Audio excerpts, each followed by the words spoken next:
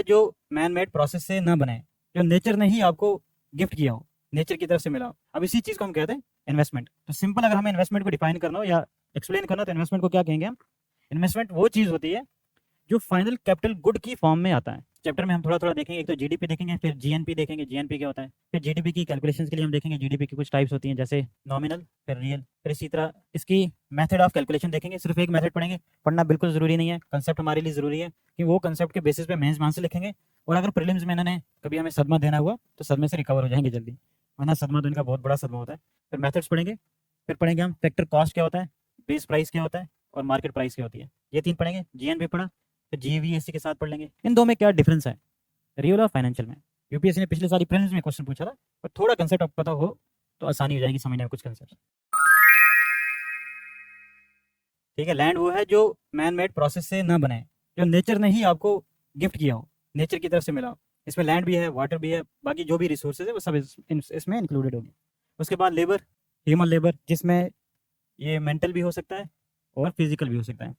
Mental labour जैसे जो आप दिमाग लगाते हैं, जैसे हाँ, जैसे आप डीएम हो किसी जगह पे, आप ज़्यादा दिमाग भी लगाओगे, फिजिकली आप मजदूरी तो नहीं करोगे, बट हाँ किसी जगह पे जाके आपको छापा वापा मारना है वो अलग बात है।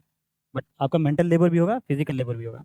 आप जब देखेंगे ना बॉटम से, जब आप जॉब या सैलरी में ऊपर जाएंगे, टॉप पे होते हैं डिसीजन मेकर्स, वो सिर्फ दिमाग लगाते हैं। जो सीईओ होते हैं कंपनी के, मेंटल लेबर, बाकी सब मजदूर जो तबका है वो बॉटम पे फिजिकल लेबर करेगा। Capital, what is capital in economic terms? Finance नहीं, कल हमने पढ़ा था फिजिकल कैपिटल यहाँ पे लिया जाता है। हमने पढ़ा था कैपिटल जो इकोनॉमी में लिया जाता है इसके तीन मतलब होते हैं। कौन कौन से कैपिटल होता है? Physical capital, financial and intellectual. But जब यहाँ हम कंसीडर करेंगे तो कौन से कैपिटल को लेंगे? फिजिकल कैपिटल को। फिजिकल कैपिटल किस फॉर्म में होता है? मशीन्स की फॉर्म में, इक्विपमेंट्स की फॉर्म में। इवन जैसे सर्विस सेक्टर है तो गाड़ियाँ हो सकती हैं या ये बिल्डिंग हो सकती है, ये सारे जो है हमारे फिजिकल कैपिटल में आते हैं। और यही फिजिकल कैपिटल हम यहाँ पे लेके चलते हैं। ठीक है, इंटेलेक्चुअल कैपिटल की एग्जांपल मैंने बताई थी, पेटेंट वगैरह, आईपीआर, इंटेलेक्चुअल प्रॉपर्टी राइट्स, जिसमें पेटेंट हो गया, कॉपीराइट हो गया, ये सब कुछ आएगा। फाइनेंशियल कैपिटल क्या होता है? मनी, मनी वगैरह। जो एंटरप्रेन्योर है इसका काम क्या होता है?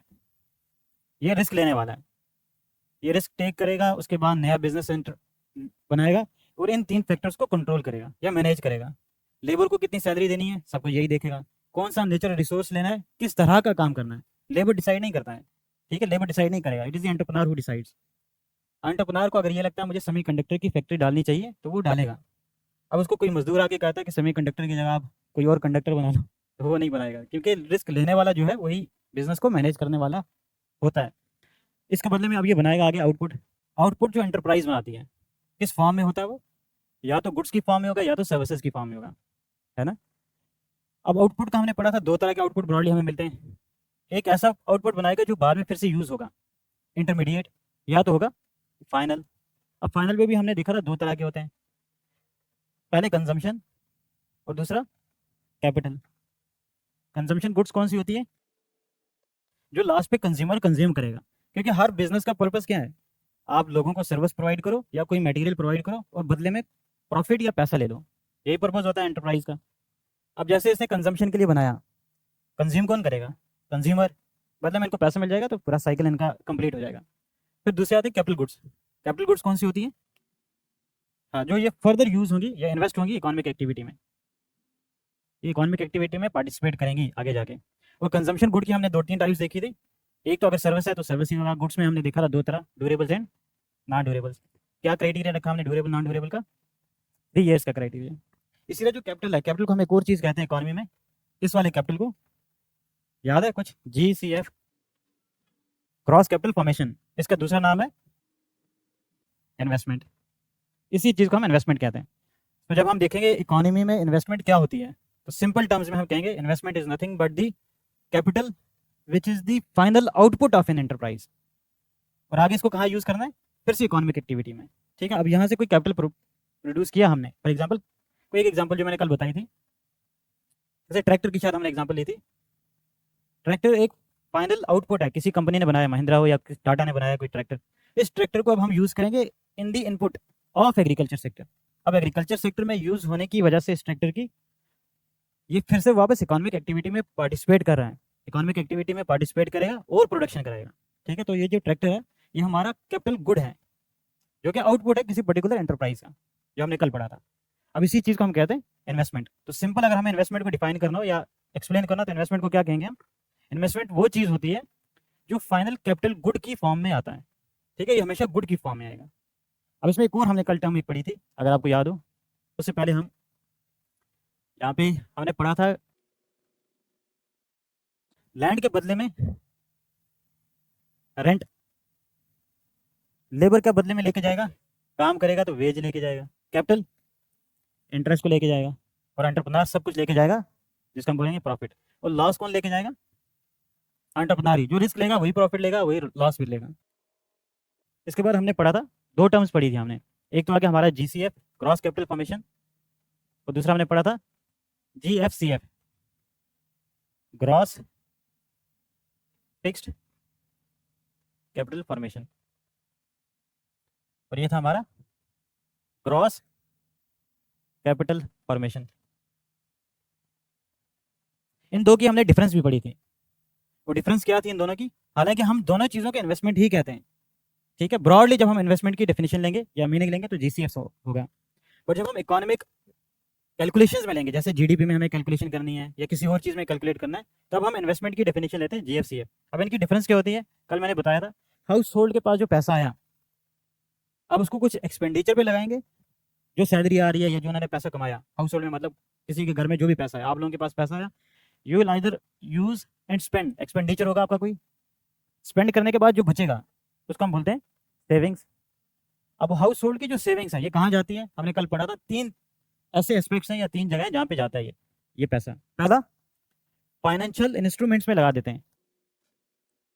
सिंपल टर्म है, अगर घर में आप देख रहे हैं जो सेव किया है पैसा, या तो घर वाले जो है वो उठा के बैंक में रख लेंगे, एफडी करा लेंगे, या आप थोड़ा सा ज़्यादा पता चल गया है तो बोलेंगे स्टॉक मार्केट में लगा देते हैं, या जैसे आप लोगों की जॉब लगेगी, अब ज़्यादातर लोग जो है म्यूचुअल फंड में इन्वेस्ट करेंगे। ज़्यादातर लोग अब लॉन्ग टर्म का सोच के म्यूचुअल फंड्स में ही लगाते हैं।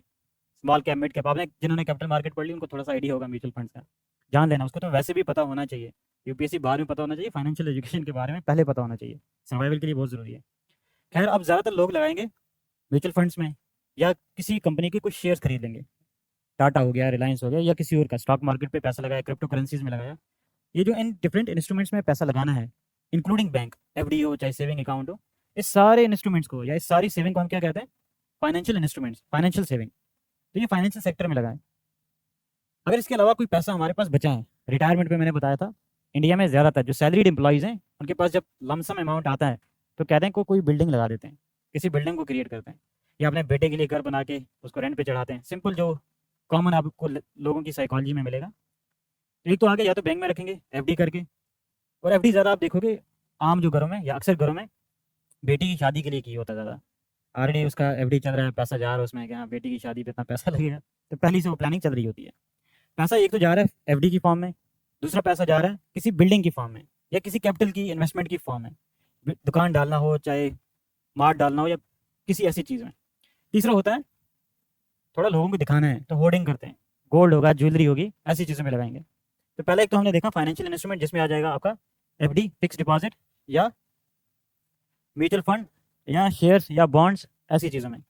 इसी तरह क्रिप्टो करेंसीज हो सकता है, ठीक है, स्टॉक मार्केट में ये पैसा लगता है। दूसरा होता है हमारा, हमने पढ़ा था रियल एसेट्स में लगाएंगे, ठीक है, रियल या फिजिकल एसेट। ये रियल जो एसेट्स हैं ये फिजिकल फॉर्म में होते हैं, जिसमें आ जाएगा आपका मशीन्स कोई ले लेंगे, ट्रैक्टर वैक्टर लेकर रेंट पे दे दिया, ट्रक ले लिया, उसको आगे ड्राइवर को हायर कर लिया, पैसा वहाँ से आ रहा है, या बिल्डिंग्स में लगा देंगे एंड सो ऑन।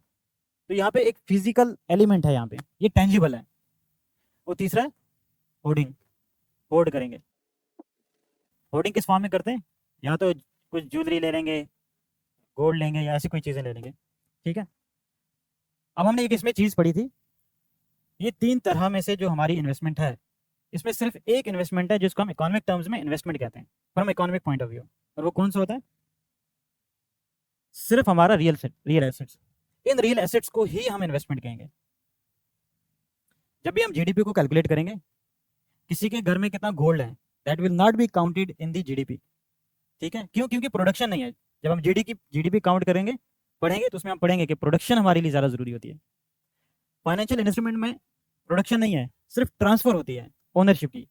जैसे मान लो रिलायंस इंडिया लिमिटेड का किसी ने शेयर खरीदा, यहाँ पे आपने मान लो 1 लाख का शेयर खरीदा है, ये आप तब खरीद पाए यहाँ से जब कोई 1 लाख का शेयर बेचने वाला था, यहाँ से सेल किया तब आप यहाँ पे बाय कर पाए। हुआ क्या, जो इसके पास 1 लाख के शेयर थे वो वहाँ से बेचने के बाद आपके पास आ गए। ये शेयर तो ऑलरेडी पहले ही क्रिएट हो चुका था, आपने तो इसमें कुछ नहीं किया, आपने जो बनी हुई बिल्डिंग है उसको खरीद लिया। तो ये ट्रांसफर ऑफ ओनरशिप है, इसको हम इन्वेस्टमेंट नहीं कहेंगे।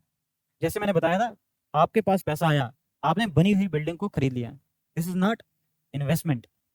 क्यों? क्योंकि नई प्रोडक्शन नहीं हुई है, यहाँ पे सिर्फ ट्रांसफर ऑफ ओनरशिप हुआ है। जिसके पास पहले ओनरशिप थी उसने अपनी ओनरशिप उठा के आपको दे दी है, बदले में कुछ पैसा ले लिया। तो दिस इज नॉट इन्वेस्टमेंट। आपके घर के लिए इन्वेस्टमेंट हो सकती है, इकोनॉमी के लिए इन्वेस्टमेंट नहीं है। इकोनॉमी के लिए तब इन्वेस्टमेंट होगी जब इकोनॉमी में किसी चीज़ की प्रोडक्शन होगी। अगर आपने नया घर बनाया शुरू से, तब उस चीज़ को हम मानेंगे इन्वेस्टमेंट। क्यों? क्योंकि नई प्रोडक्शन हुई है इकोनॉमी में, वरना पहले जो घर था वो ट्रांसफर हुआ है। नया जब घर बनेगा तो उसको हम इन्वेस्टमेंट कहेंगे। तो ये बहुत ज़्यादा ज़रूरी है इस चीज़ में समझना।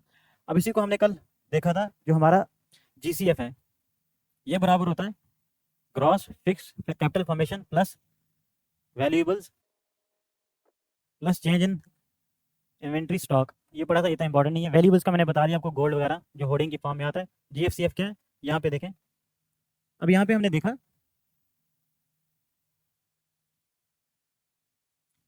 यहाँ फाइनेंशियल इंस्ट्रूमेंट्स और रियल एसेट, जो रियल एसेट है इसी को हम कहते हैं GFCF। ठीक है, जो भी सेविंग है हमारी उसका जो रियल एसेट वाला पार्ट होगा, क्योंकि फिक्स्ड कैपिटल है ये। ग्रॉस फिक्स्ड कैपिटल फॉर्मेशन का मतलब है जो ऐसा एसेट जो फिक्स्ड है, एक पर्टिकुलर जगह पे फिजिकल उसकी लोकेशन है। ठीक है, फिजिकल एट्रीब्यूट्स हैं। फाइनेंशियल एसेट्स के फिजिकल एट्रीब्यूट्स नहीं होते हैं। तो इसीलिए जब हम देखते हैं कि GCF किसके बराबर है, तो पहला आएगा इसका GFCF, fixed capital formation. Fixed capital formation में क्या आता है? रियल एसेट्स, फिजिकल फॉर्म में होंगे ये रियल एसेट्स। ठीक है, वैल्यूएबल आगे होर्डिंग वगैरह वाला, change in inventory stock not important for us. But broadly जब हम लेके चलेंगे, ब्रॉड ज़रा अगर टेक्निकलिटी में नहीं जाना तो हम सिंपल कहेंगे ये भी इन्वेस्टमेंट है और ये भी इन्वेस्टमेंट है। इसको भी हम इन्वेस्टमेंट ही कहेंगे इकोनॉमिक पर्सपेक्टिव से, ये दोनों इन्वेस्टमेंट है। ठीक है, बट यहाँ से आगे आप जब भी हम टेक्निकल पढ़ेंगे तो हम ये कहेंगे कि investment means GFCF, gross fixed capital formation. अच्छा, इसमें हम ये कह रहे हैं कि ग्रॉस फिक्स्ड कैपिटल फॉर्मेशन है। ये ग्रॉस का क्या मतलब होता है? हमारे पास जो इन्वेस्टमेंट है, जो अभी तक हम बात कर रहे थे, इट इज़ ग्रॉस इन्वेस्टमेंट। मान लो हमने कोई मशीन ली, फॉर एग्जांपल हम ट्रैक्टर की बात करते हैं, हमने एक ट्रैक्टर ले लिया, इस ट्रैक्टर की अपनी मेंटेनेंस भी तो होगी। आपने मान लो ये ले लिया 10 लाख का, हर साल आपको कुछ मेंटेनेंस का खर्चा आएगा जो इसकी मेंटेनेंस में लगता है, जैसे रिपेयर, टायरों को ठीक करना है या बाकी किसी चीज़ को ठीक करना है, उस चीज़ को हम कहते हैं डिप्रिसिएशन, कैपिटल का डिप्रिशिएट होना। ठीक है, कोई भी कैपिटल जो कि इन्वेस्टमेंट की फॉर्म है या इन्वेस्टमेंट से जब हम डिप्रिशिएट माइनस करते हैं तो ये बनता है हमारा नेट इन्वेस्टमेंट। ठीक है, ग्रॉस इन्वेस्टमेंट का मतलब है टोटल जो आपने इन्वेस्टमेंट करके रखी हुई है, बट उसमें जो वेयर एंड टेयर है, आपने घर बनाया, बिल्डिंग चढ़ा दी वहाँ पे, बट थोड़ा कुछ डैमेज हो गया, शीशे पीछे टूट गए, आपको बनाना पड़ा दोबारा, इस चीज़ को हम कहेंगे डिप्रिसिएशन। आप जब अपने ग्रॉस कैपिटल में से या ग्रॉस इन्वेस्टमेंट में से डिप्रिसिएशन को डिडक्ट करेंगे तब आपकी बनती है जाके नेट इन्वेस्टमेंट। अभी फिलहाल थोड़ा याद रख लें कि जब भी हम ग्रॉस लेके चलेंगे तो सारा इंक्लूडेड होगा, बट उसमें से जब हम डिप्रिसिएशन को एक्सक्लूड करेंगे तब हमारा नेट आएगा। आगे यहाँ पे हमें कुछ जगह पे कंसेप्ट यूज़ करना है, ये यहाँ तक क्लियर है। एक और चीज़ हमने पढ़ी थी, सेविंग्स और इन्वेस्टमेंट की डिफरेंस, याद है कुछ?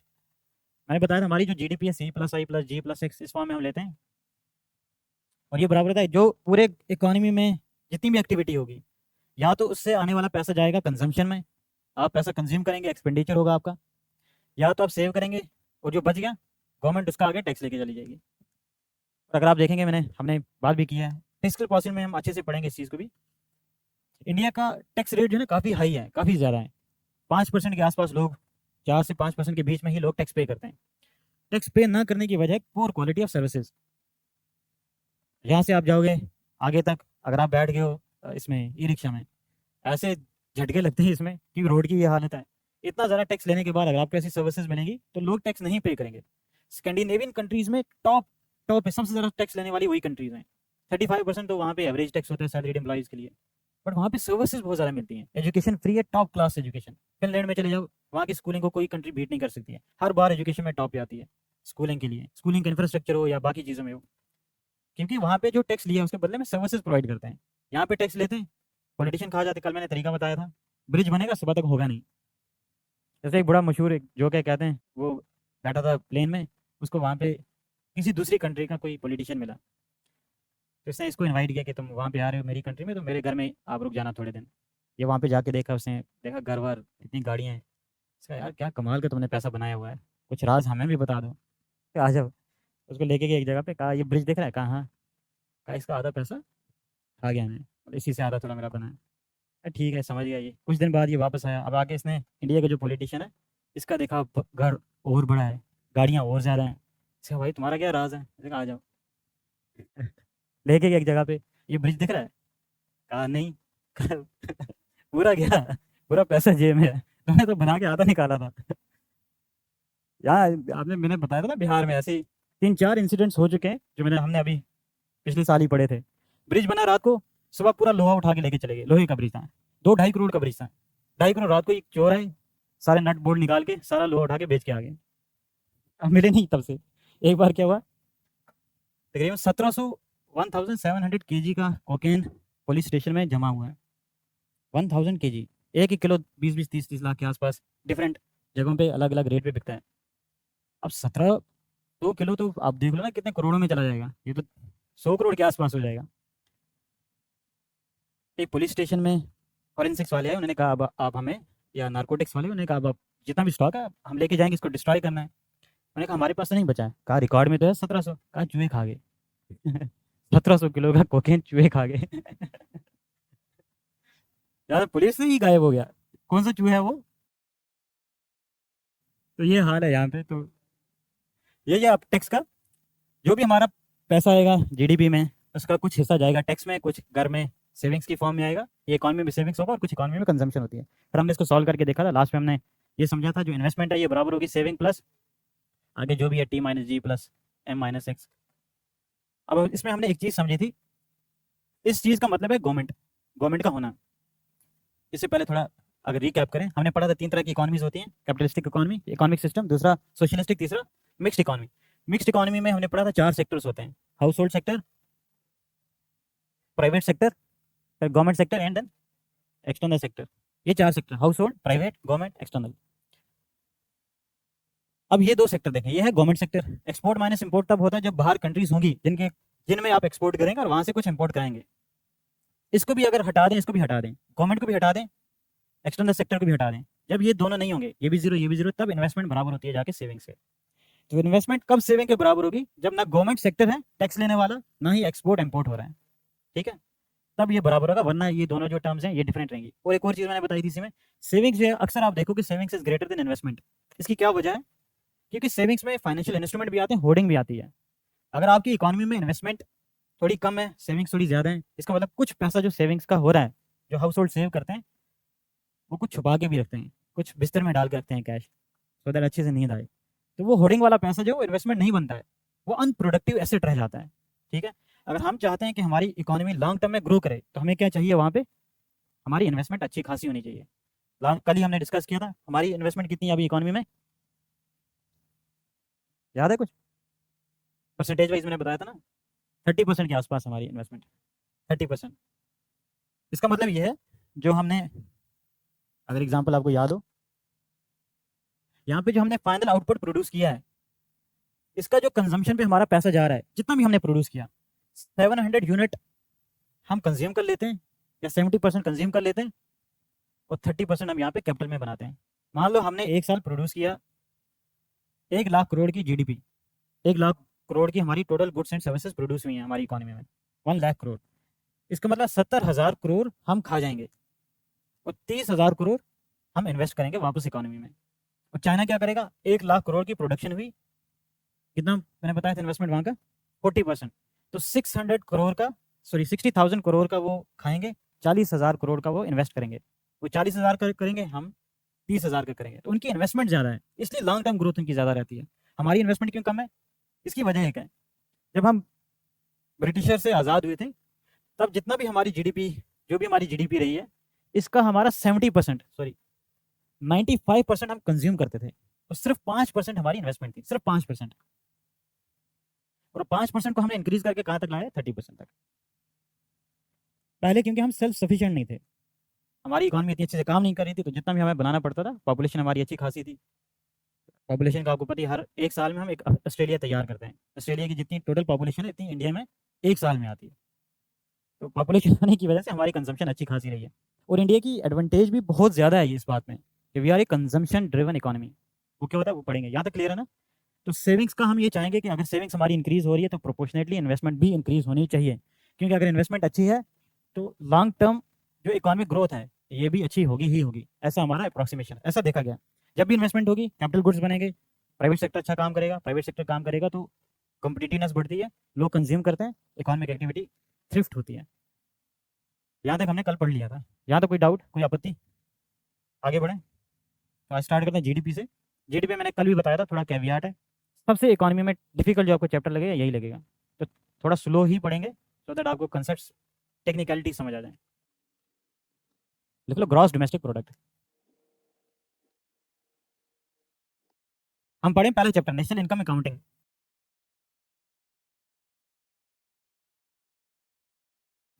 इस चैप्टर में हम थोड़ा थोड़ा देखेंगे, एक तो जीडीपी देखेंगे, फिर जीएनपी देखेंगे, जीएनपी क्या होता है, फिर जीडीपी की कैलकुलेशन के लिए हम देखेंगे जीडीपी की कुछ टाइप्स होती हैं जैसे नॉमिनल, फिर रियल, फिर इसी तरह इसकी मेथड ऑफ कैलकुलेशन देखेंगे। सिर्फ एक मेथड पढ़ेंगे, पढ़ना बिल्कुल ज़रूरी नहीं है, कंसेप्ट हमारे लिए ज़रूरी है कि वो कंसेप्ट के बेसिस पे मेंस वहाँ से लिखेंगे।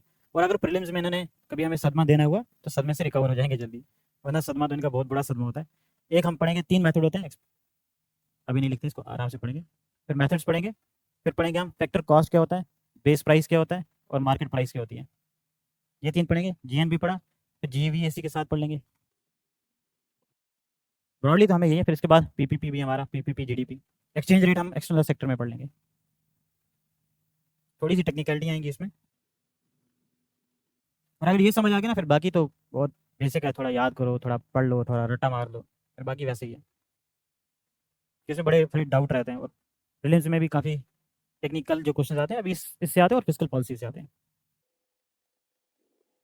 तो ज़्यादातर लोग भी जाते हैं ना फिर बताते रहते हैं दूसरों को इंडिया की जीडीपी है, तो पता होना चाहिए जीडीपी क्या चीज़ है, तो दैट लोगों को लगे कि आप यूपीएससी के लिए पढ़ रहे हो। स्टार्ट में जब आते हैं ना लोग तो जाएंगे आरसी, जाएंगे बाहर सीढ़ी पे खड़े होंगे, फोटो अपलोड करेंगे, शाम में स्टेटस रखेंगे, LBSNAA I am coming, wait for me, पता नहीं क्या क्या वो इंतज़ार कर ही रहा है सबका वो कहीं नहीं जा रहा है। लिख लिया ये टॉपिक थोड़े ट्रैक रखने के लिए। किसी को पता है जीडीपी क्या होता है? ग्रॉस डोमेस्टिक प्रोडक्ट, ये नहीं बोलना भाई, डिसअपॉइंट नहीं करो हाँ, एक सेकंड पहले बताएं आप। पूरी इकोनॉमी में एक साल में कितना प्रोडक्शन होता है किस चीज़ का? गुड्स एंड सर्विसेज का। हाँ, ब्रॉडली यही है। इसमें 3 टर्म्स हैं, ये तीनों टर्म्स को समझेंगे, ये चीज़ें समझ आ गई फिर बहुत आसान है। मतलब सिंपल अगर हम कहें जीडीपी, जीडीपी इज दी, ये ज़रूरी होता है मॉनेटरी वैल्यू। हम goods and production, goods and services को नहीं देखते हैं, हम गुड्स एंड सर्विसेज की वैल्यू को देखते हैं। Monetary value of all goods and services produced in domestic territory, क्योंकि डोमेस्टिक लिखा हुआ है तो इन्हें domestic territory of a country in A given amount of time. Given amount हमने आईएमएफ ने मतलब ऐसे कन्वेंशन के लिए रखा है 1 ईयर, हम 1 ईयर पे करते हैं, in a year. Monetary value of goods and services, total goods and services लिख सकते हो, या फाइनल, यहाँ फाइनल लिख लेना, final goods and services, final important है। Monetary value of final goods and services, final goods and services produced in a domestic territory of a country, bracket में बचा हुआ लिख लो, इन ए ईयर। ये कंसेप्ट यहाँ पे थोड़ा समझ लेते हैं, अभी नोट नहीं करना, लास्ट में खुद सारा डिक्टेट करा दूंगा, लिखना कुछ नहीं अभी। तो हमारे पास 2 तरह के सेक्टर है, अभी हमने देखा जो हमारी सेविंग है या तो ये फाइनेंशियल इंस्ट्रूमेंट में जा रही है या तो फिजिकल एसेट्स की तरफ जा रही है, फाइनेंशियल और रियल। तो यहाँ हमने ये 2 वर्ड यूज़ किए थे, या तो हमारा फाइनेंशियल सेक्टर में पैसा जाता है या फिर रियल सेक्टर में जाता है। फाइनेंशियल इंस्ट्रूमेंट होते हैं फाइनेंशियल सेक्टर के, रियल एसेट्स होते हैं रियल सेक्टर के, या फिजिकल एसेट्स होते हैं रियल सेक्टर के। इन दो में क्या डिफरेंस है रियल और फाइनेंशियल में? यूपीएससी ने पिछले सारी प्रीलिम्स में क्वेश्चन पूछा था, और थोड़ा कंसेप्ट आपको पता हो तो आसानी हो जाएगी समझने में कुछ कंसेप्ट। फाइनेंशियल सेक्टर में फाइनेंशियल ट्रांजैक्शंस होती हैं, ठीक है, पहली चीज़ फाइनेंशियल सेक्टर में फाइनेंशियल ट्रांजैक्शंस होंगी, यहाँ पे प्रोडक्शन ऑफ एसेट्स होता है, ठीक है। तो रियल सेक्टर में क्या होगा? प्रोडक्शन, तो यहाँ पे क्या होगा? सिर्फ ट्रांजैक्शन। देखो जस्ट अगर हम स्टॉक मार्केट की एग्जांपल लेते हैं, स्टॉक मार्केट, किसी ने अगर स्टॉक मार्केट में पैसा लगाया, उससे 100 रुपये का कोई शेयर लिया, 100 से थोड़ी ना कोई बिल्डिंग बनेगी, बस सिर्फ ट्रांजैक्शन हुई है, किसी ने बेचा वहाँ से शेयर, आपने वहाँ से शेयर खरीद लिया। डिमांड एंड सप्लाई की वजह से फिर शेयर की प्राइस या तो ऊपर जाएगी या नीचे जाएगी। अगर आप बाय करके रखे हुए हैं उन शेयर्स को, प्राइस बढ़ी तो आपको फायदा हो जाएगा। अगर आप बेचना चाहते थे, आपको लगता है ये डूबेगी कंपनी आगे जाके, तो आपको सेल करने में प्रॉफिट होता है। ठीक है, अगर आपने स्टॉक में पैसा लगाया, यहाँ पे रियल एसेट क्रिएट होते हैं क्या? नहीं होता। क्या यहाँ पे सिर्फ ट्रांजैक्शन, वो सेक्टर जिसमें ट्रांजैक्शंस रिकॉर्ड होती हैं बट रियल एसेट्स क्रिएट नहीं होते हैं, उस वाले सेक्टर को कहते हैं फाइनेंशियल सेक्टर। ठीक है, अब एक कोई इंसान है जिसके पास काफ़ी पैसा आ गया, मान लो उसने कुछ अमाउंट लिया, से फॉर एग्जांपल 1 लाख उससे लिया, अब उसको लगता है कुछ उसको इन्वेस्ट करना चाहिए, उसने मान लो ब्यूटी पार्लर डाल दिया। हमें मेजॉरिटी इनकी तो इन्हीं एग्जाम्पल लेते हैं। ब्यूटी पार्लर में ये उनके लिए इन्वेस्टमेंट है। अब यहाँ पे उनको जो भी उनको फिजिकल गुड्स चाहिए वो लानी पड़ेंगी, जो भी उनको क्रीम्स वरीम जो भी है और उनके एक पर्टिकुलर जगह लेनी है, बिल्डिंग होनी चाहिए, वो सारे कुछ होना, चेयर्स जो भी चाहिए वो सब कुछ लेना पड़ेगा सबसे। अब ये डालने के पीछे यहाँ पे ट्रांजैक्शन नहीं हुई है फाइनेंशियल, बल्कि यहाँ पे एक रियल एसेट क्रिएट हुआ है। ठीक है, यहाँ पे अगर आप देखेंगे again, we have created something, we have produce something, और जहाँ प्रोडक्शन होती है उस सेक्टर को क्या कहेंगे? Real sector. तो दिस इज रियल सेक्टर, समझ आया? फाइनेंशियल सेक्टर वो सेक्टर है जहाँ पे ट्रांजैक्शंस होंगी, न्यू एसेट्स क्रिएट नहीं होंगे। रियल सेक्टर वो सेक्टर है जहाँ पे ट्रांजैक्शंस नहीं होती हैं, बल्कि यहाँ पे प्रोडक्शन होती है। उस प्रोडक्शन के बदले में आप पैसे देंगे, आप प्रॉफिट लेंगे, वो बात की बात है। ठीक है, अब फाइनेंशियल सेक्टर में क्या क्या आएगा? जैसे स्टॉक मार्केट आ गया, आपने बैंक में पैसा रखा है, किसी ने उठा के 20 लाख का उठा के पैसा बैंक में रख लिया, क्या बैंक में जाके वो पैसा जाते ही किसी एसेट में तब्दील होता है? नहीं, बैंक उठाएगा अपने पास रखेगा, उसके बाद प्राइवेट सेक्टर को देगा, वो आगे इन्वेस्ट करे या जो भी करे वो अलग बात है। बट जब आपका पैसा बैंक तक पहुंचा है, तब तक कोई प्रोडक्शन नहीं होती है, सिर्फ ट्रांजैक्शन है एक। आपका फाइनेंशियल, उन्होंने आपको, जैसे अब आपने एफडी किया, आपने उठाया, मान लो यहाँ पे बैंक है, यहाँ पे कस्टमर है, इस कस्टमर ने पैसा उठा के इनको दे दिया, डॉलर या मनी इनको दिया, मनी के बदले में इन्होंने कंट्रैक्ट ले लिया, एफडी पेपर ले लिया। ये जो एफडी पेपर है ये फाइनेंशियल इंस्ट्रूमेंट है, तो आपने फाइनेंशियल इंस्ट्रूमेंट के बदले में पैसा दिया। ठीक है, तो बैंक भी किस में आएंगे? फाइनेंशियल इंस्ट्रूमेंट्स में आएंगे, फाइनेंशियल सेक्टर में आएंगे। तो यहाँ बैंक की जितनी भी एक्टिविटीज़ हैं वो सारा फाइनेंशियल सेक्टर का पार्ट है। किसी ने कुछ काम किया, बदले में लाइसेंस ले लिया, प्रोडक्शन कुछ नहीं हुई। ठीक है, लाइसेंस फी दे के लाइसेंस ले लेना फाइनेंशियल सेक्टर है। ठीक है, जैसे कोई आपसे स्टॉक मार्केट के बारे में कुछ एडवाइस लेना चाहता है, तो आपने उसको एडवाइस दी, बदले में कुछ पैसे ले लिया, फाइनेंशियल सेक्टर। ठीक है, जहाँ पे भी ट्रांजेक्शन होंगी वो फाइनेंशियल सेक्टर है।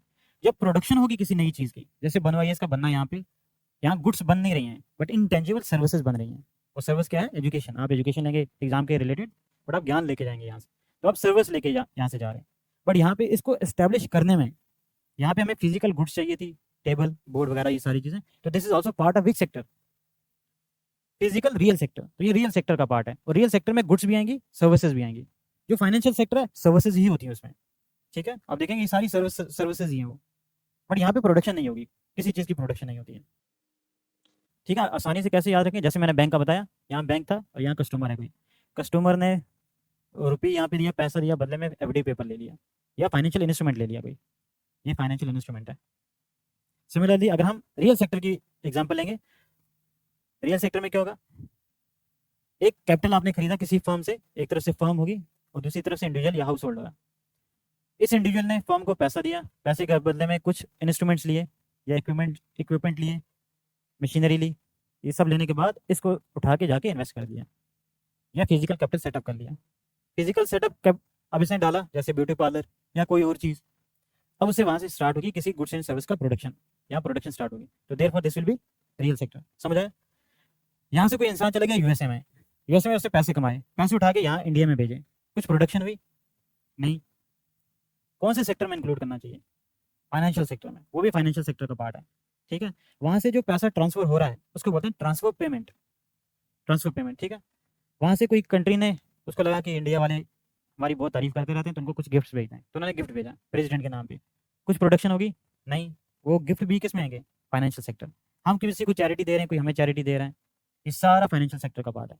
ठीक है, फाइनेंशियल सेक्टर में एसेट्स नहीं क्रिएट होते हैं, और जहाँ एसेट्स क्रिएट होते हैं, चाहे वो फिजिकल गुड्स की फॉर्म में जाएँ फिर बाद में, या सर्विसेज की फॉर्म में जाएँ, वो होता है हमारा रियल सेक्टर। ठीक है, क्लियर है ना यहाँ तक? ये इंपॉर्टेंट हमें कुछ चीज़ों में समझना था। अब आते हैं वापस जीडीपी पे अपने। यहाँ पे हमने समझा था हमें ग्रॉस भी लेना है, डोमेस्टिक भी लेना है और प्रोडक्शन भी लेना है। जब हम प्रोडक्शन लेंगे, प्रोडक्ट लेंगे, तो क्या इसमें फाइनेंशियल सेक्टर इंक्लूड होगा? नहीं। सबसे पहले फाइनेंशियल सेक्टर एक्सक्लूड किया, तो हमें सिर्फ और सिर्फ गुड्स एंड सर्विसेज की प्रोडक्शन लेनी है, नई प्रोडक्शन। अगेन नई प्रोडक्शन, क्यों? क्योंकि हम वहाँ पे फाइनल गुड्स एंड सर्विसेज की बात करेंगे। अब जाके देखें इसमें क्या क्या आना चाहिए। कोई फर्म है, किसी फर्म ने कुछ प्रोड्यूस किया, मान लो कपड़े उसने प्रोड्यूस किए नए वाले, वो जीडीपी में इंक्लूड करेंगे? यस सर करेंगे। मान लो क्लोथ की एग्जांपल लेते हैं हम। फाइनल क्लोथ बनने से पहले क्या क्या चाहिए होता है? सबसे पहले मान लो कॉटन का लेते हैं, कॉटन की प्रोडक्शन होनी चाहिए। मतलब यहाँ से कल्टीवेशन, ये आ गया एग्रीकल्चर वाला पार्ट। यहाँ से आपने एग्रीकल्चर से स्टार्ट, इसको ग्रो करने के लिए पेस्टिसाइड, सीड्स वगैरह वगैरह जो भी चीज़ें चाहिए। इसके बाद आप थोड़ा प्रोसेस करेंगे, यान बनाएंगे, फिर फैब्रिक आपका आएगा और फैब्रिक किसी कंपनी के पास जाएगा, वहाँ से कॉटन का क्लॉथ बनेगा, कॉटन क्लॉथ। और फिर ये जाके कौन यूज़ करेगा? कंज्यूमर। क्योंकि यहाँ पे हमारे पास यान है, फैब्रिक है, कॉटन है, यहाँ पे कॉटन बॉल्स हैं, कॉटन के प्लांट से कॉटन बॉल्स निकालते हैं, फिर आगे चलते चलते कंज्यूमर के पास क्लॉथ आता है। जीडीपी में प्रोडक्शन, इन चार चीज़ों में किसकी प्रोडक्शन हम लेके चलनी है? जब हम काउंट करेंगे किसको लेंगे हम? इसको लेंगे, इसको लेंगे, 1 2 3 4, ये फोर्थ अगर किसको लेंगे? Final goods. फाइनल गुड ये है, तो यहाँ सिर्फ इस चीज़ को करेंगे, इसको कहाँ लेके जाएंगे? इसका पैसा ऑलरेडी इसमें इंक्लूड हो चुका होता है। ठीक है, तो ये भी बहुत ज़रूरी है कि हम ये समझेंगे कि फाइनल गुड्स एंड सर्विसेज लेना हुआ। ठीक है, पहली चीज़ फाइनल गुड्स। अब इसमें क्या क्या इंक्लूड करना है, क्या इंक्लूड नहीं करना है? इंक्लूडेड बताओ मुझे, या रफली अगर मैं पूछूं। एक तो हमने ले लिया, हमें लेना है फाइनल गुड्स एंड सर्विसेज। एक कंपनी है, उसने नया प्लांट डाला, मान लो दिल्ली में से कोई प्लांट डाला, वो ऑटोमोबाइल्स बना रहा है, उस ऑटोमोबाइल की प्रोडक्शन को जीडीपी में इंक्लूड करेंगे? बिल्कुल करेंगे। कोई ऑटोमोबाइल कंपनी है, वो नई कार्स बना रही है, उसके कार्स के बनाने को हम बिल्कुल इंक्लूड करेंगे। आपके पास एक ऑलरेडी कार थी, आपने वो बेच दी दूसरे इंसान को, क्या उसको जीडीपी में काउंट करेंगे? सेकंड हैंड किसी भी चीज़ को इंक्लूड किया जाता है? नहीं। फाइनल का मतलब है फाइनल न्यूली प्रोड्यूस्ड, तो नई प्रोडक्शन हमको लेके चलनी है। अगर कभी ऐसा होता है, लास्ट ईयर क्या हो रहा था इकोनॉमी में, हमारी ऑटोमोबाइल जो नई वाली ऑटोमोबाइल्स हैं उनकी सेल कम हो गई थी, but automobile sector overall hurt नहीं हुआ था। ओवरऑल हर्ट होने का मतलब ये है कि जो सेकंड हैंड गाड़ियाँ थी वो ज़्यादा बिकने लगी थी। इसका मतलब लोगों के पास ज़्यादा पैसा नहीं है तो नई गाड़ी के पीछे नहीं जा रहे हैं, उनको लगता है छोटी वाली गाड़ी हमारे लिए ठीक वर्क करती है, या सेकंड हैंड गाड़ी सस्ते में मिल जाती है। जब सेकंड हैंड गाड़ियाँ अगर इकोनॉमी में ज़्यादा चल रही हों तो इकोनॉमी को कोई फ़ायदा होगा उससे? इकोनॉमी को फ़ायदा नहीं होता। इकोनॉमी को फ़ायदा तब होगा जब नई प्रोडक्शन हो, नई कंजम्पशन हो। कि जितनी नई कंजम्पशन होगी इतनी गाड़ियाँ नया बनाएंगी, जब जितना नया बनाएंगे इतने उनको ज़्यादा लेबर चाहिए, इतना ज़्यादा कैपिटल चाहिए, तो इकोनॉमिक एक्टिविटी इस तरह से चलती है। जो बना के छोड़ दिया वही अगर एक लोग खरीदते रहेंगे एक दूसरे से, फ़ायदा नहीं होगा लोगों को। तो एक्सक्लूड क्या करेंगे हम? ओल्ड या सेकंड हैंड, ये एक्सक्लूडेड वाला पार्ट है। देखो मान लो ये हमारी डोमेस्टिक टेरिटरी है, ठीक है, हमारी कंपनी है एक टाटा, ये टाटा चली गई यहाँ से दूसरी टेरिटरी में, मान लो यूएसए में। इसने यूएसए में प्लांट एक बनाया, इस प्लांट में इसने कुछ कार्स प्रोड्यूस करना शुरू किया। क्या ये कार्स हमारी जीडीपी में आएंगी? क्यों? हाँ एग्जैक्टली। अब यहाँ की कोई कंपनी है जैसे फोर्ड, फोर्ड ने अपना प्लांट उठा के इंडिया में डाला है, या इंडिया में, और यहाँ से इसने कार्स अपनी बनाई। इस कंपनी की जो यहाँ पे प्रोडक्शन हो रही है, क्या ये इंडिया की जीडीपी में आएगा? बिल्कुल आएगा। क्यों? क्योंकि हमने डेफिनेशन में ही लिया है, यहाँ पे एक चीज़ का होना बहुत ज़रूरी है, डोमेस्टिक टेरिटरी। आपकी अपनी टेरिटरी में क्या प्रोड्यूस हो रहा है, ठीक है, तो ये यहाँ डोमेस्टिक टेरिटरी का मतलब होता है इकोनॉमिक टेरिटरी। समझ आया? इसके साथ अगर फॉरेन कंपनी जो है जो इंडिया में प्रोड्यूस करती है, प्रोडक्शन इन इंडिया, तो ये हम जीडीपी में इंक्लूड करेंगे। Indian company producing in a foreign territory, क्या वो जीडीपी में इंक्लूड होगा? नहीं, तो इसको एक्सक्लूडेड की लिस्ट में रख लेते हैं। इंडियन कंपनी प्रोड्यूसिंग अब्रॉड, अब देखो मतलब हमारी अपनी कंपनी है बट वो हमारी जीडीपी में नहीं आएगा, वो आएगा यूएसए की जीडीपी में। जहाँ प्रोडक्शन होगी, जहाँ फाइनल प्रोडक्शन होगी, वहीं की जीडीपी में आपको ऐड करना पड़ेगा। ठीक है, यूएस की कंपनी यहाँ पे कर रही है बट कर तो यहाँ पे रही है ना, तो यहाँ की जीडीपी में ऐड करेंगे। यहाँ की कंपनी बाहर ऐड कर रही है तो बाहर की कंपनी, बाहर की जीडीपी में हम ऐड करेंगे। अब यहाँ पे हमने कहा था कि डोमेस्टिक टेरिटरी होना चाहिए, मान लो आप में से कोई IFS सर्विस लेके किसी दूसरी कंट्री में चला गया, आपकी पोस्टिंग होगी मान लो किसी अच्छी कंट्री में ले लेते हैं, ज़्यादा बुरी कंट्री बुरी नहीं, मतलब किसी दूर कंट्री में नहीं भेजते, नाइजीरिया नहीं भेजते किसी को, आज तो वेनेजुएला किसी को नहीं भेजेंगे, वेनेजुएला का हाल अच्छा नहीं है। तो मान लो आपने इंडियन फॉरेन सर्विस लिया, आप चले गए स्विट्ज़रलैंड में, अच्छी जगह पे भेज दिया आपको, वहाँ पे इंडिया की एम्बेसी है, आप उस एम्बेसी में हैं। अब देखो वहाँ पे इंडिया के कई सारे लोग होंगे जिनको वीज़ा रिन्यू करना है या कुछ और काम के लिए आए हैं वो, इस एम्बेसी में वो जो वहाँ के इंडिया के जो सिटीजन वहाँ पे रह रहे हैं, ये यहाँ पे आएंगे अपना वीज़ा रिन्यू करने के लिए, बदले में इनको देनी पड़ेगी कुछ फ़ी, ये फ़ी कमाई इस एम्बेसी ने, ठीक है। ये पैसा किसके पास जाएगा, इंडिया के पास आना चाहिए, बट है कहाँ पे ये स्विट्ज़रलैंड की टेरिटरी में हमारी एम्बेसी है। जैसे इंडिया में देखेंगे आप, इंडिया में कई सारी कंट्रीज़ की एम्बेसीज़ हैं, 150 से ज़्यादा कंट्रीज़ के मिशन है यहाँ पे, तो 150 कंट्री से ज़्यादा हमारी कंट्री में दूसरी कंट्रीज़ की एम्बेसीज़ होंगी, तो वो यहाँ से पैसा कमा के जा रहे हैं, बट वो GDP कहाँ इंक्लूड किया जाएगा, उन कंट्रीज़ की। इंडिया ने अपनी एम्बेसी डाली है स्विट्ज़रलैंड में पैसा कमाया, पैसा कहाँ कमाया, स्विट्ज़रलैंड में, बट कौन सी टेरिटरी में दिखाया जाएगा, किसकी GDP में दिखाया जाएगा, इंडिया की GDP में दिखाया जाएगा। इसलिए जब हम डोमेस्टिक टेरिटरी का मतलब लेंगे, डोमेस्टिक टेरिटरी का मतलब ये बिल्कुल नहीं होगा कि हमारी फिजिकल टेरिटरी जो है, डोमेस्टिक टेरिटरी का मतलब होता है इकोनॉमिक टेरिटरी, जहाँ पे भी हम इकोनॉमिक एक्टिविटी करके पैसा वापस ला रहे हैं वो हमारी GDP में आएगा। हमारे IFS ऑफिसर्स जो होंगे वो बाहर से पैसा लाएंगे तो इंडिया की GDP में आएगा। बाहर के IFS मतलब उनका इंडियन नहीं होगा, कोई और पाकिस्तान फॉरेन सर्विस या कोई और बांग्लादेश फॉरेन सर्विस, वो इंडिया से पैसा लेके जाएंगे, इंडिया की GDP में नहीं आएगा, वो रिफ्लेक्ट होगा बांग्लादेश या उस कंट्री की GDP में, ठीक है। तो जब इकोनॉमिक टेरिटरी का कंसेप्ट लेंगे तो इकोनॉमिक टेरिटरी बहुत ब्रॉड है। मान लो अगेन एक और एग्जांपल लेते हैं, यहाँ से मुंबई से एक हमारा जहाज़ निकलता है, यहाँ आपको पता है मिडिल ईस्टर्न कंट्रीज़ हैं, यहाँ ओमान है, ओमान में ये जाके पहुँचा, एयर इंडिया का जहाज़ है ये। अब इसको कहाँ पे दिखाओगे आप, स्टार्ट हुआ कहाँ से, मुंबई से, अब ये हवा में जा रहा है, पहुँचा ओमान में। ओमान तो इंडिया की टेरिटरी है नहीं, जिस रास्ते से ये चल के गया ये रास्ता भी इंडिया का है नहीं, पैसा किसके साथ दिखाएंगे, इंडिया। क्यों, क्योंकि कंपनी इंडिया की है, पैसा इंडिया में लेके आ रही है, पैसेंजर यहाँ से लेके जा रही है, वहाँ पे पैसेंजर को ला रही है, बट पैसा तो वापस इंडिया में ला रही है। हमें यही देखना है, रुपये की मूवमेंट देखनी है, पैसा इंडिया में आ रहा है तो therefore it will be reflected in the GDP of India. Oman के साथ में यमन है, यमन का कोई जहाज़ आया यहाँ पे, पैसा कहाँ पे जाएगा, वो यमन, वो हमारे पास नहीं आएगा।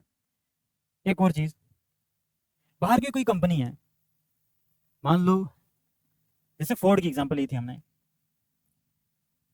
ये बता दिया अगर आपने ना, तो इसका मतलब अपने सारे कंसेप्ट समझ लिए, इसके बाहर फिर UPSC तो 40 साल आगे भी नहीं जाएगा।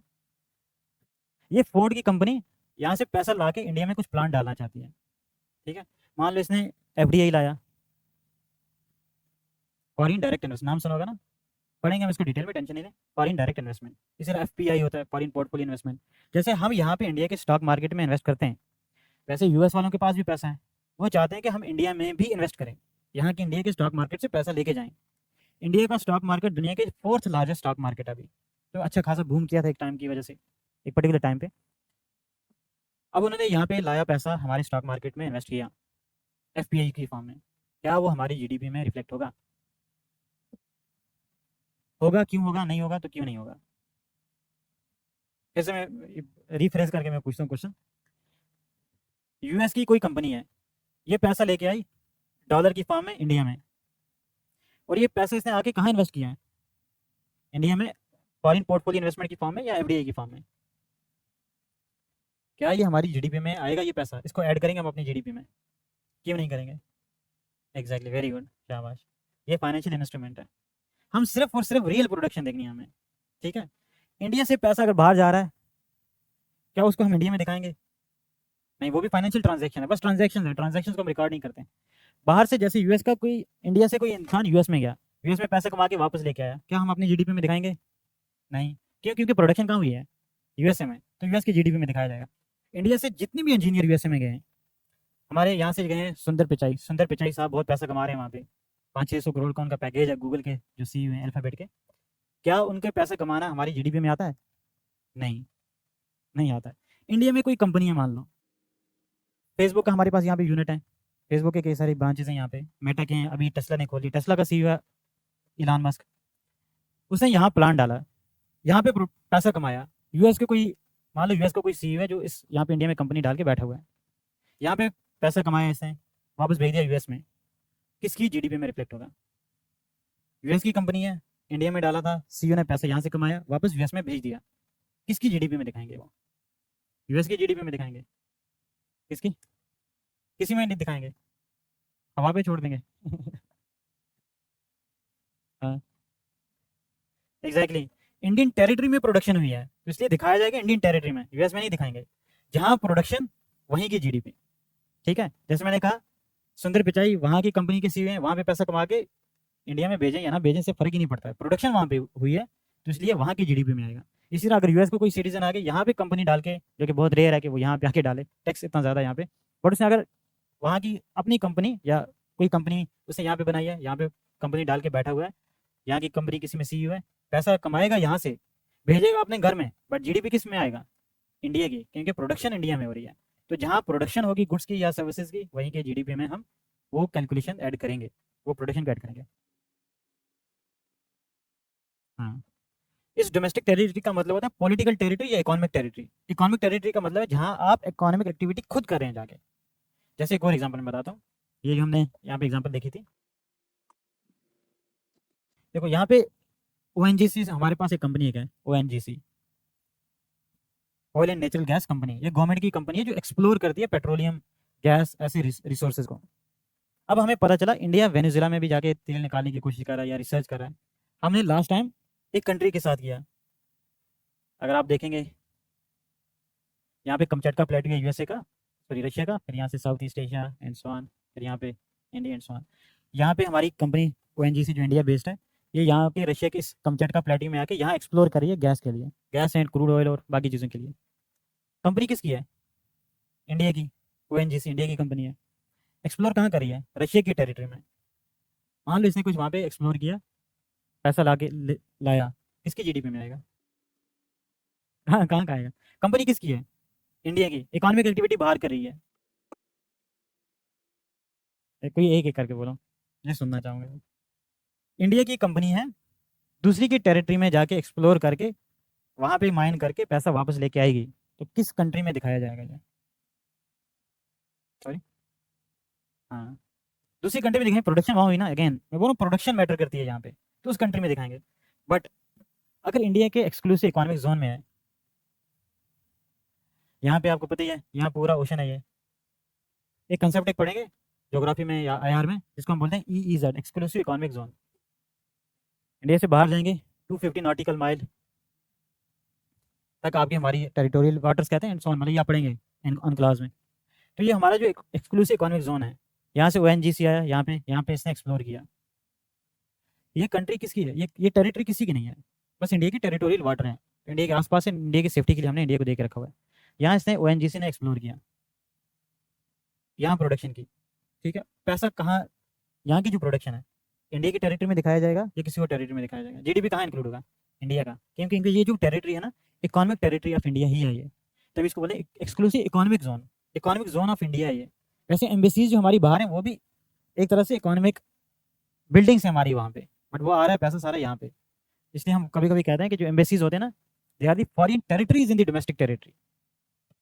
यूएस की एम्बेसी यहाँ इंडिया में है, ऐसा मान के चलना है कि वो जो पर्टिकुलर रीजन है, जो एम्बेसी है, वहाँ पे रूल इंडिया के नहीं लगेंगे, वहाँ पे रूल लगते हैं उस कंट्री के। ठीक है, जो भी इस टेरिटरी में क्राइम होगा वो यूएस के लॉ के हिसाब से ट्राई किया जाएगा। ठीक है, डिप्लोमेटिक कम्युनिटी में आप पढ़ेंगे तो हमारी टेरिटरी होती ही नहीं है फॉर ऑल डिप्लोमेटिक पर्पजेज, समझ आया? तो ओएनजीसी अगर किसी दूसरी कंट्री में जाके एक्सप्लोर करे तो उस कंट्री में दिखाया जाएगा, बट अगर इंडिया की कोई कंपनी अपने एक्सक्लूसिव इकोनॉमिक जोन में एक्सप्लोर करिए तो वो सारा पैसा हमारे अपने पास आएगा। जैसे मैंने टाटा की एग्जांपल दी थी ना, टाटा यहाँ से बाहर जाके लोगों को नमक दे रहा है दूसरी कंट्री में, उस नमक का पैसा हमारी जीडीपी में नहीं आएगा, वो उस जीडीपी में आएगा क्योंकि प्रोडक्शन वहाँ पे कर रहा है वो। बट बाहर की कंपनी यहाँ पे हमें नमक दे रही है, वो हमारी जीडीपी में ही रिफ्लेक्ट होगा। ठीक है, इंडिया का कोई इंसान बाहर काम करने गया है, बाहर पैसा कमा रहा है, हमारी टेरिटरी में उसका पैसा नहीं दिखाया जाएगा, वो उसकी टेरिटरी जहाँ पे उसने प्रोडक्शन की है या जहाँ काम किया है वहाँ की जीडीपी में इंक्लूड किया जाएगा। ठीक है, सेकंड हैंड यहाँ पे नहीं आएगा। ये कुछ इंपॉर्टेंट चीज़ है, थोड़ा सा पहले इसको लिखो फिर आगे थोड़ा बढ़ते हैं। पहले लिख लिया था ना गुड्स एंड सर्विस के वो जो एक दो लाइन की हमने डेफिनेशन लिखी थी, लिख लिया था ना? ठीक है, आगे लिख लो द कंसेप्ट ऑफ, ऊपर वो लाइन लिख लिया ना, लिखवाने की जरूरत नहीं है ना, लिख लो the concept of domestic territory, the concept of domestic territory, bracket में लिख लेना इकोनॉमिक टेरिटरी। इस डोमेस्टिक टेरिटरी को हम इकोनॉमिक टेरिटरी मान के चलते हैं। The concept of domestic territory, bracket में economic territory, is different from the geographical territory. Geographical territory is different from geographical territory or political territory of a country, of a country. First off, domestic territory includes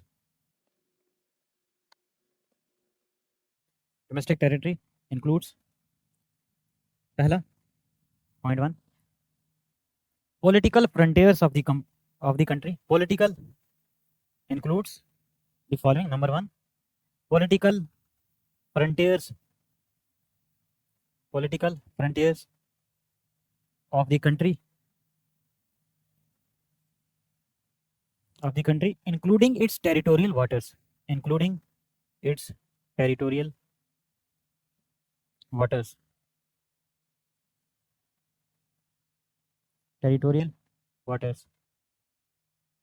Second, embassies,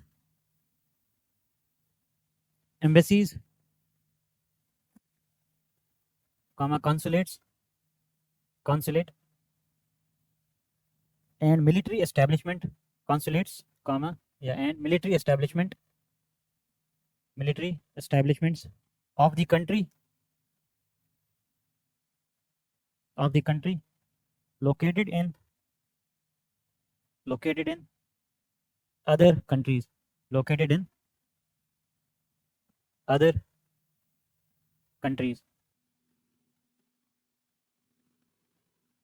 जो foreigners India में हैं वो India की GDP में include होंगे या नहीं, जो फॉरेनर्स यहाँ इंडिया में काम कर रहे हैं होंगे। डिस्कस कर लिया हमने, बाहर की कंपनी जो इंडिया में काम कर रही है वो भी इंडिया की जीडीपी में ही दिखाया जाएगा। सुंदर पिचाई हमने यूएस को दिया तो यूएस की जीडीपी में काम कर रहा है, तो हमारे लिए इसका कोई फ़ायदा नहीं है, एक्सेप्ट कि कभी इंडिया के लिए वो चाहे कि कुछ प्रोजेक्ट हम अनाउंस करा दें, इंडिया में कुछ इन्वेस्ट करा लें, वो काम आ सकता है, वरना फॉर ऑल इकोनॉमिक पर्पजेज उसका सारा पैसा जो वहाँ पे प्रोड्यूस करा रहा है वो यूएस की जीडीपी में ही जा रहा है। इसलिए हम कहते हैं ना ये ब्रेन ड्रेन है, ये ब्रेन ड्रेन, हमारा दिमाग जो है ना वो ड्रेन हो रहा है वहाँ पे। जो टॉप माइंड्स हैं आईआईटी से पढ़ के लोग निकलेंगे गूगल में चले जाएंगे, इंडिया में ऐसी कंपनी बन ही नहीं रही है इसलिए, ठीक है। तो इसलिए ब्रेन ड्रेन कहते हैं इसको। इवन यूपीएससी ने मुझे लगता है शायद कुछ साल पहले ब्रेन ड्रेन का क्वेश्चन पूछा भी था। अब एक और कंसेप्ट चल रहा है रिवर्स ब्रेन ड्रेन, कि वापस ला रहे हैं उनको, आता कोई नहीं है हालांकि। फिर एक और चीज़ लिखो इसमें, थर्ड नहीं, इसको अलग से लिखो, इसको अलग पॉइंट करके लिखना। Foreigners working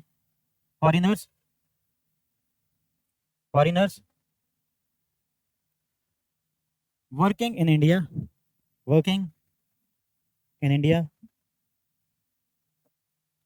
foreigners working in India are included in GDP of India, whereas production by Indians abroad,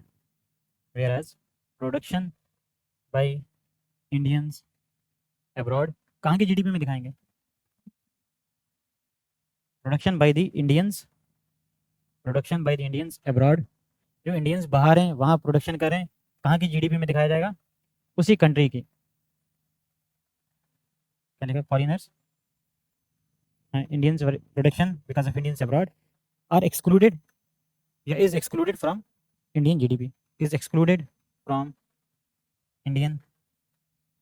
GDP, full stop. इसके साथ एक लाइन लिख लो और इसको अंडरलाइन करके लिखना, डबल ट्रिपल, प्रीलिम्स के लिए बहुत इंपॉर्टेंट पॉइंट है। 10 the focus of GDP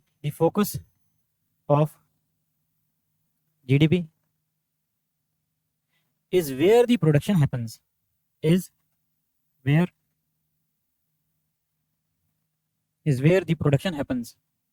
where the production happens,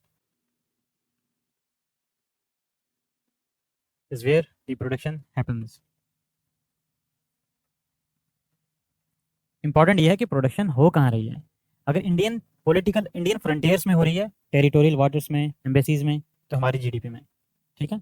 अगर किसी और टेरिटरी में हम जाके प्रोड्यूस करें तो वहाँ की जीडीपी में दिखाया जाएगा। ये लाइन बहुत इंपॉर्टेंट है प्रीलिम्स का, अगर आपको घुमा फिरा के क्वेश्चन भी पूछा तो इस लाइन से आपको समझ आ जाना चाहिए। इसके साथ एक और कंसेप्ट एक है, देखो अब हमने यहाँ पे एक चीज़ समझी, अगर ये हमारी डोमेस्टिक टेरिटरी है, हर एक कंट्री में किसी एक पर्टिकुलर टाइम पे वहाँ सिटीजन्स भी होते हैं, फॉरिनर्स भी होते हैं, ठीक है। जैसे इंडिया में हमने देख लिया, हमारे सिटीजन्स भी हैं जो इंडिया में रह के इंडिया में प्रोड्यूस कर रहे हैं, अंबानीज अदानीज। फॉरिनर्स भी हैं जो यहाँ पे रह के यहाँ पे प्रोड्यूस कर रहे हैं, कई सारी कंपनीज हैं, मेटा वेटा के कुछ लोग होंगे, ठीक है। सिटीजन्स भी हैं, ये है हमारी इंडिया की domestic territory, Indian domestic territory. और ये डोमेस्टिक टेरिटरी का मतलब मैंने बता दिया, पॉलिटिकल फ्रंटियर्स, एम्बेसीज, सब कुछ मिला के सिटीजन्स भी हैं, फॉरिनर्स भी हैं, मिलके प्रोड्यूस करें गुड्स एंड सर्विसेज, ठीक है। अब हम जब जीडीपी देख रहे हैं, ग्रॉस डोमेस्टिक प्रोडक्ट, इसमें फॉरिनर्स की प्रोडक्शन भी हम इंक्लूड करें, है ना।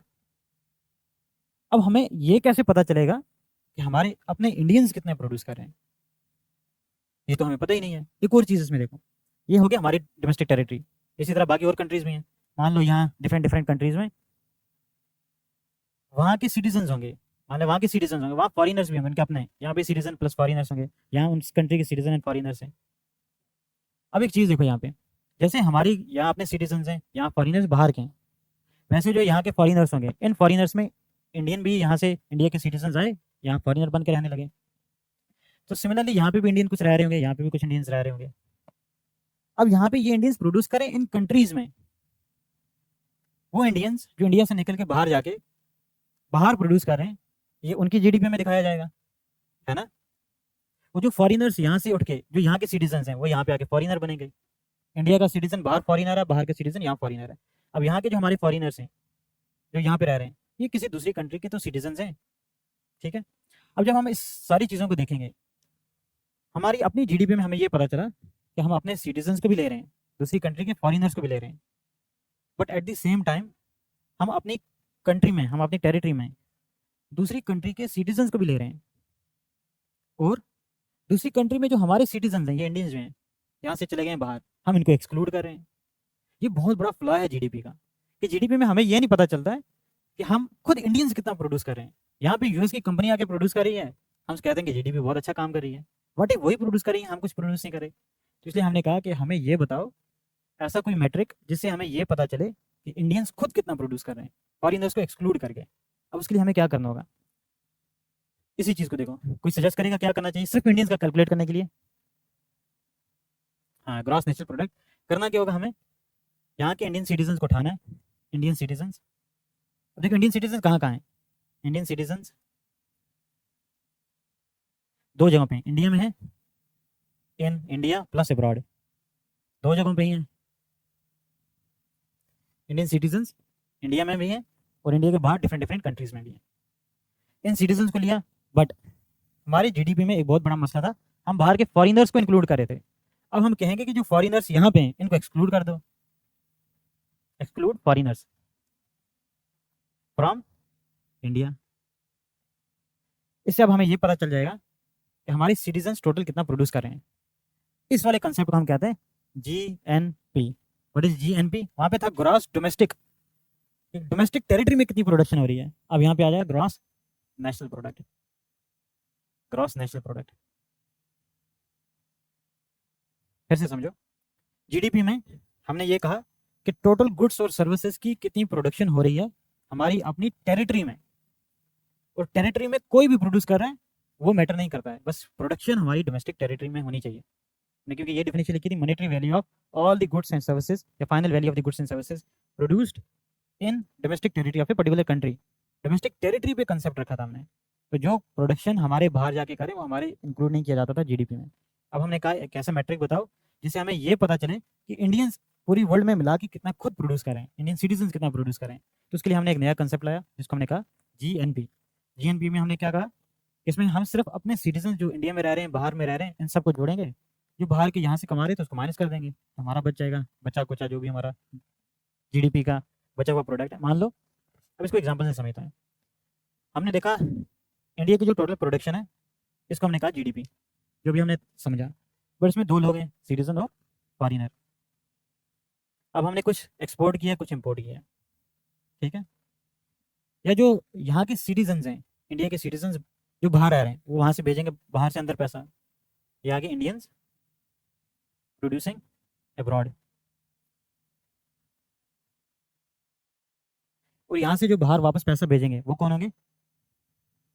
यहाँ से पैसा बाहर कौन भेजेगा? बाहर के जो यहाँ रह रहे होंगे, फॉरिनर्स इन इंडिया। हमारी जीडीपी में दोनों को हमने लिया, सिटीजन्स भी लिए, फॉरिनर्स भी लिए। ये जो फॉरिनर्स हैं ये पैसा यहाँ से उठा के बाहर भेज देंगे, बट बाकी जो कंट्रीज़ में बाहर लोग रह रहे हैं वो यहाँ से पैसा उठा के यहाँ वापस इंडिया में भेजेंगे। बट यहाँ जो टोटल पैसा था हमारे पास, इसका हमने बोला था जीडीपी। अब देखो जीएनपी किसके बराबर होगा? जो हमारा नेशनल प्रोडक्ट है, जो सिर्फ इंडियंस बना रहे हैं। पहले हम ये देखेंगे इंडिया में कितनी प्रोडक्शन हो रही है हमारी, प्लस ऐड करेंगे किस चीज़ को, कि इंडियंस बाहर से कितना वापस भेज रहे हैं। मान लो इसको हमने कहा एक्स और इसको हमने कहा y, plus x minus y करेंगे, बस सिंपल, ठीक है। जीएनपी क्या होगा? जीडीपी जो हमारी टेरिटरी में प्रोड्यूस हुआ था, इसमें से ऐड करेंगे, इसमें ऐड करेंगे वो प्रोडक्शन जो बाहर के लोग यहाँ भेज रहे हैं, इंडिया के लोग जो बाहर आ रहे थे जो वो वापस भेज रहे हैं, उसमें से एक्सक्लूड कर देंगे वो पैसा जो फॉरेनर्स इंडिया से कमा रहे थे, ठीक है। जो हमने एग्जांपल समझी थी, वापस उसी एग्जांपल में आते हैं। इंडिया की टेरिटरी में टाटा टाटा प्रोड्यूस कर रहा है किसी बाहर की कंट्री में, इस कंट्री में हम रख लेते हैं, कंट्री बी में फॉर एग्जांपल। यहाँ पे टाटा का प्लांट है, टाटा प्रोड्यूस कर रहा है, बट यहाँ की कंपनी है फोर्ड यूएसए की, तो ये प्रोड्यूस करी इंडिया में, यहाँ फोर्ड का प्लांट है। तो ये टाटा है यहाँ पे, ये पैसा कहाँ भेजेगी? वापस इंडिया में, क्योंकि इंडिया की कंपनी है तो इसका पैसा यहाँ पे आया। और जो फोर्ड यहाँ पे काम करी है ये बाहर की कंपनी है, ये पैसा वापस कहाँ भेजेगी? वापस बाहर, यहाँ से इसका पैसा इस डायरेक्शन में जाएगा। मान लो इंडिया की जीडीपी थी 100, जितना भी हमने खुद प्रोड्यूस किया था यहाँ पे, सिटीजन प्लस फॉरेनर्स इंडिया में रहने वाले मिलाने के बाद टोटल 100 था। टाटा जितना बाहर से पैसा लेके आई, मान लो ये 20 रुपीज़ है, और जो फोर्ड यहाँ से बाहर लेके जाए ये 30 रुपीज़ है। रफ एग्जाम्पल लेते हैं, तो टोटल हमारा जीएनपी कितना हो जाएगा? जीडीपी हमारा कितना है? 100 प्लस जो हमारी कंपनीज लेके आ रही हैं बाहर से, कितना है? टाटा 20, माइनस करेंगे इंडिया से जो बाहर लेके जा रहे हैं वह 30, तो हो जाएगा 100 माइनस ये 10 हो जाएगा, हो गया 90। इससे क्या समझ आया? अब यहाँ पे हमने देखा जो हमारा जीएनपी है it is less than GDP, sorry greater than GDP. जो हमारी नेशनल प्रोडक्शन हुई है यहाँ पे, डोमेस्टिक प्रोडक्शन कितनी थी? 100 यूनिट की, बट नेशनल प्रोडक्शन कितनी हुई? सिर्फ 90 की। 20 माइनस 30 कितना होगा? -10। अच्छा सॉरी जीएनपी, हाँ जीएनपी ठीक है ना। अच्छा इसका ठीक है, ठीक है जीडीपी था। जीडीपी जो हमारा है, जितनी हमने प्रोडक्शन की है 100 की, हमारी जीडीपी ज़्यादा है, जीएनपी कम है। इसका मतलब ये है कि जितना हम बाहर से पैसा ला रहे हैं उससे ज़्यादा हम यहाँ से दे रहे हैं बाहर की कंट्रीज़ को। अक्सर आप देखोगे इंडिया जैसी कंट्रीज़ के केस में इंडिया का जीएनपी हमेशा कम होगा जीडीपी से। इसका मतलब बाहर की कंपनीज इंडिया से आके ज़्यादा कमा के जाती हैं देन इंडिया की जितनी बाहर से लाती हैं। इंडिया की कंपनी बाहर जाती हैं, बाहर ही रह के रह जाती हैं, वो पैसा नहीं लाती इतना। बट यूएस की कंपनी जो बाहर फैली हुई हैं वो सारा पैसा यूएस में लेके जाती हैं, इसलिए यूएस की जीडीपी बहुत स्ट्रांग है। यूएस का जीएनपी बहुत ज़्यादा है जीडीपी से। क्यों? क्योंकि बाहर से पैसा निचोड़ के लेके जाते हैं। सेम जर्मनी का है, सेम चाइना का है। इंडिया के केस में क्यों कम है? क्योंकि बड़ी बड़ी कंपनीज के साथ ये डील नहीं करते हैं, बाहर जाते नहीं हैं, इंडिया में ही पैसा कमा रहे हैं, तो ज़्यादा इनका फोकस यहीं पर रहा है। ये बाहर कम जाती थी, अब थोड़ा थोड़ा कुछ कुछ जा रही हैं। यूपीआई हमारा जा रहा है, अडानी अंबानी वगैरह ये सब जा रहे हैं, कुछ कुछ कंट्रीज़ में वेदांता जा रहा है। बट अभी तक क्या हो रहा था? बाहर की कंपनीज इंडिया से ज़्यादा पैसा लेके जा रही थी, ठीक है। इसलिए कभी कभी कहते हैं ना कि अभी जो बिग 5 हैं, बड़ी जो 4-5 कंपनीज हैं, गाफम, जो हमने थोड़ा पढ़ा भी था साइंस एंड टेक के दौरान, Google GAFAM, Google A for alphabet, alphabet हो गया गूगल वाली कंपनी, GAFF हो गया फेसबुक, ए फिर ये आ गया आपका एप्पल, फिर M माइक्रोसॉफ्ट, गाफम, ये 5 जो बिग 5 जिनको बोलते हैं, इनकी जो पाँचों के मिला के जितना कैपिटल इनके पास है इंडिया की जीडीपी से ज़्यादा है, ठीक है। इंडिया से बहुत ज़्यादा इनका जीडीपी, टॉप 5 का। ये जो गाफम कंपनीज हैं, एक टाइम था, आप रख लो 1600 के आसपास एक कंपनी आई थी इंडिया में, ईस्ट इंडिया कंपनी। 1765 में बैटल ऑफ बक्सर के बाद उसने सारा कब्जा कर लिया। फिर इसके बाद आस्ता आस्ता 47 तक पूरी इंडिया उन्होंने कब्जा कर लिया था, ठीक है। वो ये कंपनी तो थी। 1600 में कोई सोच सकता था ये कंपनी आके हमें स्लेव बना के जाएगी? लेकिन अच्छा वो ही है शायद नहीं है, बट ठीक है, वही रियलिटी थी। कोई सोच सकता था कि कंपनी आएगी हमें गुलाम बना के चली जाएगी। तो इसलिए कभी कभी कहते हैं GAFAM are the new East India Company for the world including India के लिए। इसलिए इंडिया ने पहले बहुत रिस्ट्रिक्शंस रखी थी कि बाहर के लोगों को आने नहीं देंगे इतने आसानी से, कि हमें एक को तो हमने रेड कारपेट बिछाई थी हमारी सारी कारपेटें उठा के चोरी करके लगे, तो अब हम रेड कारपेट नहीं बिछा रहे थे। बट फिर अभी यही हो रहा है, एमएनसी का फिर से डोमिनेंस आ गया, फिर से एमएनसी पैसा इंडिया से आगे कमा के लेके जा रही है। तो इंडिया के लिए बड़ा ये थ्रेट ही है। थ्रेट क्या, मतलब हम डरते हैं इस चीज़ से कि ऐसा ना हो कि 5 फिर मिलें, फिर वही रॉबर्ट क्लाइव जैसा कोई इंसान आ जाए और हमारा क्लाइव क्लाइव कर दे। ठीक है, तो अभी अभी इंडिया के केस में फिलहाल ये याद रखेंगे, हम जितना नेट प्रोडक्शन हमारी इंडिया में हो रही है, या जो हमारा जीएनपी है जो इंडियंस प्रोड्यूस करें, it is less than what is produced in India, क्योंकि फॉरेनर्स इंडिया से ज़्यादा कमा के लेके जाते हैं। ठीक है, हम बाहर को ज़्यादा देते हैं जितना हम बाहर से लेके आते हैं। अब इसको आप बोलना चाहो कि इंडिया कंपैशनेट है, ठीक है हम दयालु हैं।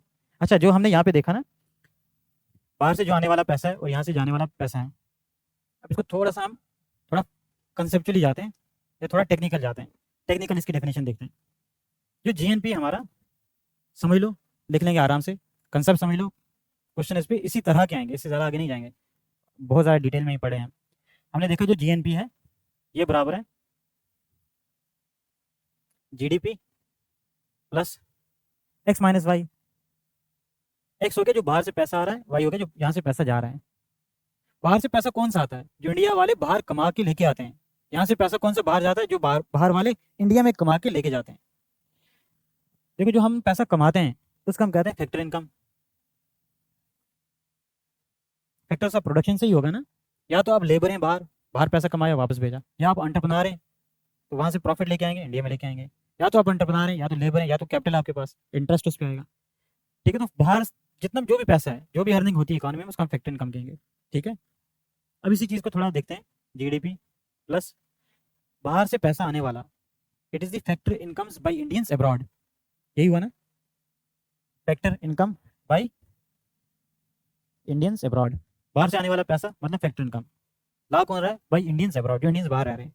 माइनस करना है कौन सा, factor incomes by foreigners in India. Factor income by foreigners in India.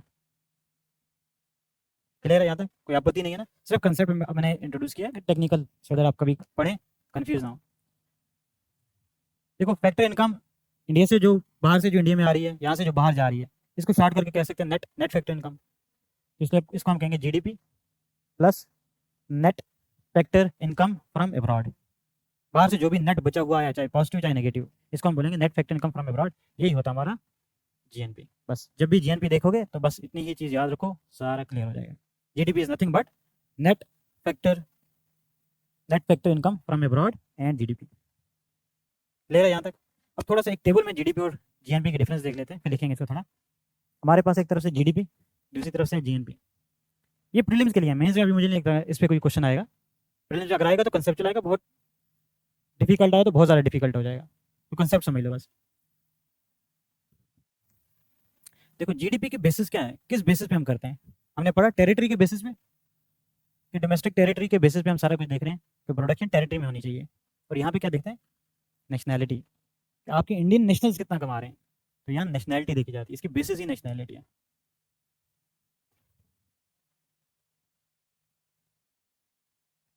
दूसरा, अगर हमारे पास इंडियंस अब्रॉड हैं, जो इंडिया के बाहर रह रहे हैं, जीडीपी में इंक्लूड करेंगे इंडियंस अब्रॉड, जो इंडिया के लोग बाहर रह रहे हैं, इंडिया की जीडीपी में आएगा? नहीं, एक्सक्लूडेड। क्या जीएनपी में आएगा वो? Yes, included. इसी तरह फॉरिनर्स इन इंडिया, लिखो नहीं, समझ लो, मैं टाइम दे दूंगा। फॉरिनर्स इन इंडिया, जो फॉरिनर इंडिया में रह रहे हैं, वो जीडीपी में आएगा? Yes, included. फॉरिनर जो इंडिया में रह रहे हैं, क्या वो हमारे जीएनपी में आएगा? नहीं, एक्सक्लूडेड। चलो थोड़ा लिख लो, फिर उसके बाद थोड़ा आगे देखते हैं। या अगर लिख लो थोड़ा सा, GNP total amount of goods and services. GNP में total amount of goods and services total amount of goods and services produced bye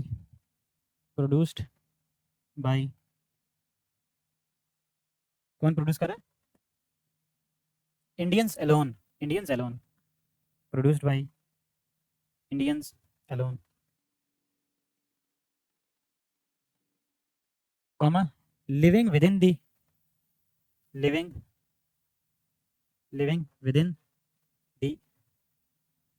territory of India,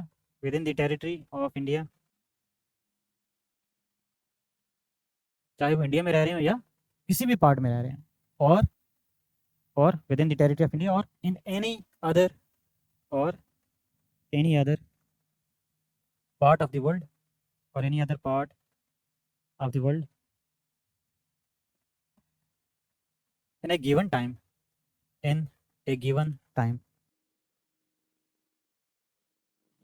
थोड़ा याद रखने के लिए चाहो ना तो ये इस तरह से बना लेना, जो मैंने बना भी लिया था। यहाँ सिटीजन प्लस फॉरेनर्स हैं प्रोड्यूसिंग गुड्स एंड सर्विसेज, तो दिस इज जीडीपी। ठीक है, simple. What is GDP? Goods and services produce by residents, इनको हम बोलते हैं रेजिडेंट्स, जो यहाँ पे रेजिडेंट्स हैं। Goods, GDP is the goods and services, final goods and services, final value of the goods and services produced bye residents in India, in Indian territory. ये Indian territory है। और जब हम जीएनपी के साथ देखेंगे तो उसमें क्या करना है हमें, जो फॉरेन टेरिटरीज हैं, मान लो यहाँ पे ये पूरा फॉरेन टेरिटरी है ये, तो यहाँ से जो पैसा बाहर जा रहा है इसको एक्सक्लूड करना है। एक्सक्लूड किसको करना है? Goods and services produced bye foreigners in India. उसमें ऐड क्या करेंगे? Include goods and services produced by Indians abroad. ठीक है, तो ये टोटल मिला के बनेगा हमारा, ये हमारा जीएनपी, ये है जीडीपी और ये पूरा जीएनपी है। इसको एक्सक्लूड करना है, goods and services produced bye foreigners in India, और बाहर से आ रहा है, एरो पे ध्यान देना, include goods and services produced by Indians abroad. ये समझ आ गया? फिर बाकी तो पूरा आसान है। सिर्फ चकरा तो नहीं रहा ना, दिमाग में जा रहा है अभी? ये मैंने बताया, ये सबसे डिफिकल्ट पार्ट है ये, और ये आसान लग रहा है, फिर बाकी तो ऐसा ब्रेड के साथ बटर लगा के खाना, आराम से गले से उतर जाता है। और इन दो चीज़ों में खास ध्यान देना, ये जीडीपी है और ये जीएनपी है। जीएनपी का टेबल ये पूरा है, यहाँ से ये वाला पूरा, और जीडीपी का सिर्फ इतना ये वाला है। ये याद रखो, बाकी तो फिर जीएनपी में इतना ज़्यादा डिफिकल्ट नहीं है। लिख लिया? इसको भी बना लो, इसमें एक चीज़ और ऐड कर लो,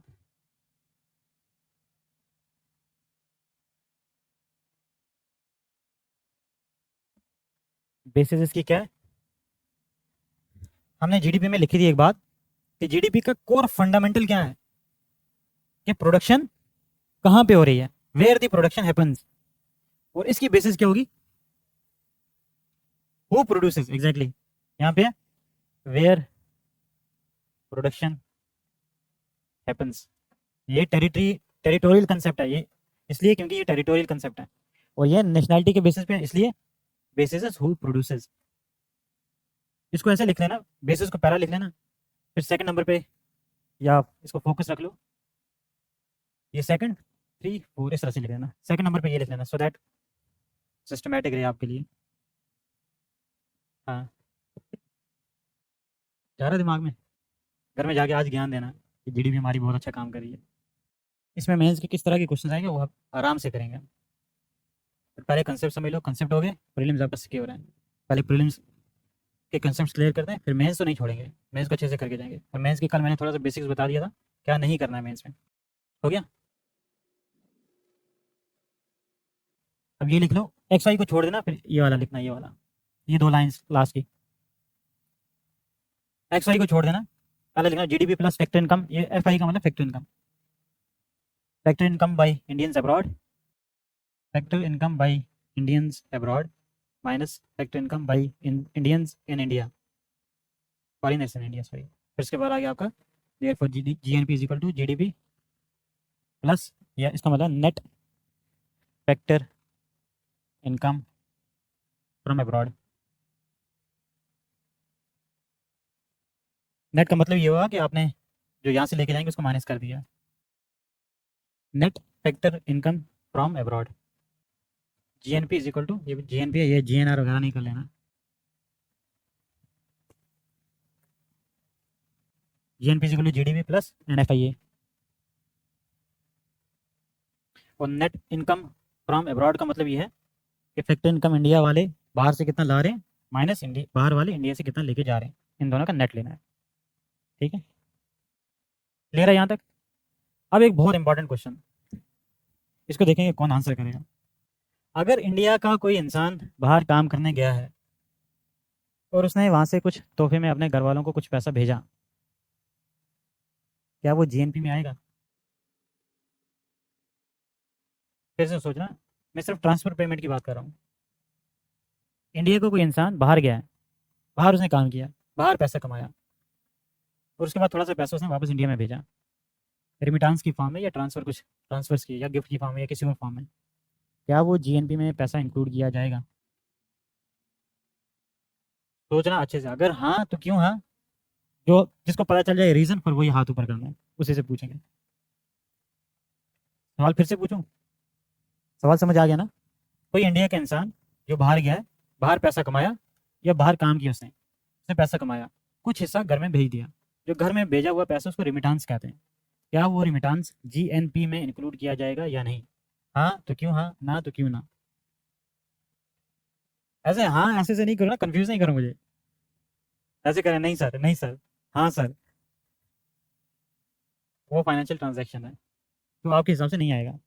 एक तो हो गया ये, और कोई लॉजिक? हाँ, फाइनल नहीं है वो, ट्रांजैक्शन वाला उन्होंने भी लॉजिक बता दिया और प्रोडक्शन भी नहीं हुआ है, तो मतलब आप ये कह रहे हैं कि ज़्यादा नहीं होना चाहिए इंक्लूड। आप कुछ कहना चाहते हैं, आप दो, आप कुछ और कहने वाले थे शायद। इंडियन टेरिटरी में पैसा आ रहा है इसलिए इंडियन टेरिटरी में। हाँ, देखो इसमें कंसेप्ट क्या है, नेट फैक्टर इनकम। ये जो फैक्टर इनकम है ना, आपको फैक्टर इनकम देखते हो आप, मान लो ये समझना है, इंडिया का कोई इंसान निकल के यूएस में आ गया, यहाँ पे उसने यहाँ पे काम किया, काम करने के बदले में उसको कुछ पैसा मिला होगा, अगर लेबर है तो वेज मिला होगा, एंटरप्रेन्योर है तो प्रॉफिट मिला होगा। मान लो इसने पैसा यहाँ पे कमा लिया, इसने कमाया फैक्टर इनकम, ठीक है। यही फैक्टर इनकम कमाने के बाद हमने मान लो इस आदमी ने फैक्टर इनकम कमाया 100 रुपीज़। फिर से समझना, हमारी अपनी कंट्री है, कंट्री की हमारी जीडीपी है 1000। कुछ लोग हैं जो इंडिया से बाहर चले गए, बाहर पैसा कमाया, उसने कमाया 100 रुपीज़, इस 100 में से कुछ वापस भेज दिया, मान लो 20 रुपीज़ से वापस भेज दिया, ठीक है। जीएनपी में हम इस 20 को इंक्लूड करेंगे, यानी आपने कहा फाइनेंशियल ट्रांजैक्शन, इसलिए इंक्लूड नहीं करेंगे, है ना। ज़्यादातर ब्रॉड लीजिएगा, एक्सेप्ट आपने देखो, हमने पहले ही कहा था, पहले जब हम पढ़े ये, हमने ये कहा था कि जीएनपी जो है ये बराबर होगा आपका जीडीपी प्लस एनएफआईए, या इसको हमने देखा था एक्स माइनस वाई की फॉर्म में। देखो नेट फैक्टर इनकम जो है ना, जो हमने कहा कि इंडिया के जो लोग बाहर पैसा कमा रहे हैं, वो ऑलरेडी फैक्टर इनकम हमने ऐड कर लिया ना एक्स में, तो वापस भेजे या ना भेजे उससे क्या फ़र्क पड़ता है। फिर से समझो, 1000 था, मान लो कोई इंडिया का यहाँ से कमा के वापस भेजा है, या ये इसने 100 रुपीज़ कमाया है, कोई बाहर के इंडिया में कमा रहे होंगे, मान लो इसने 200 रुपीज़ यहाँ पे कमाया है। अब जब हम यहाँ पे इस केस में, उसमें यहाँ पे डिफरेंट रीजन से हम इंक्लूड नहीं करते हैं, नहीं करते हैं, बट डिफरेंट रीजन से नहीं करते हैं, तो इसलिए नहीं करते हैं। अब देखो यहाँ पे जीएनपी सिंपल क्या होना चाहिए, 1000, सिंपल पहले कैलकुलेशन देखते हैं, जीएनपी इज इक्वल टू 1000 जो जीडीपी है प्लस एक्स माइनस वाई करना है, एक्स हो गया जो बाहर से पैसा ला रहे हैं, इंडियन अब्रॉड ने कितना कमाया है 100, माइनस अब हमने कितना करना है, जो बाहर के लोग इंडिया से कमा के लेके जाएंगे, कितना लेके जाएंगे ये 200, ये लेके जाएंगे, तो 200 माइनस करना है, तो ये आ गया आपका 1000 प्लस माइनस 100, तो 1000 में से 100 माइनस करना है तो 900 आया आपका। अब जो लोग ये कह रहे हैं कि जो ट्रांसफ़र हुआ है इसको ऐड करो, मान लो इसको मैं ऐड कर रहा हूँ यहाँ पे, आपको नहीं लगता ये डबल ऐड हो जाएगा? ऑलरेडी हमने 100 तो ऐड कर लिया ना, ये डबल काउंटिंग हो जाती है, इसलिए हम इंक्लूड नहीं करते हैं। ठीक है, सिंपल तरीका आपको याद रखने का क्या है, इंक्लूड नहीं करेंगे क्योंकि ये ट्रांसफर पेमेंट है या ये फाइनेंशियल इंस्ट्रूमेंट है, प्रोडक्शन नहीं होती है, आप इसी तरह से याद रखो।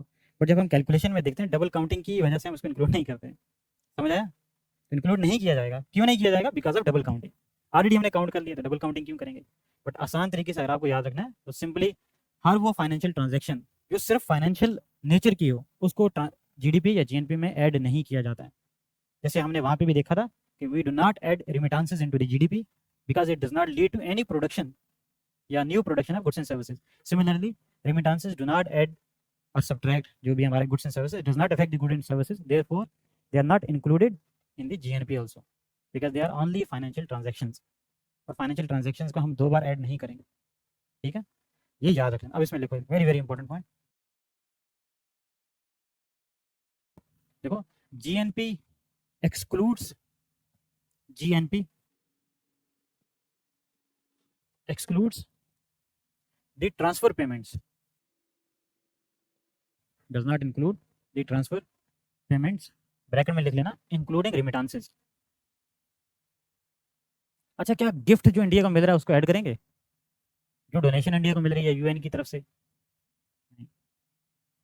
ब्रैकेट में रिमिटेंस, रिमिट करते हैं जो वहां से पैसा, remittances. Exclude transfer payments, transfer payment क्या होता है हमने एक्सटर्नल सेक्टर में डिटेल में पढ़ना है, वहाँ पढ़ लेंगे हम, बट यहाँ फिलहाल इतना याद रखना है ट्रांसफर पेमेंट को हम इंक्लूड नहीं करेंगे चाहे वो रिमिटेंसेस ही क्यों ना हो। डोनेशंस इंक्लूड करेंगे? नहीं। चैरिटी करेंगे? नहीं। तो वो भी लिख लो ब्रैकेट में, remittances comma donations comma charity और gifts, full stop. 10 factor incomes, 10 factor incomes is nothing but income, is nothing but income, factor income is nothing but income earned by four factors of production, earned by four factors of production।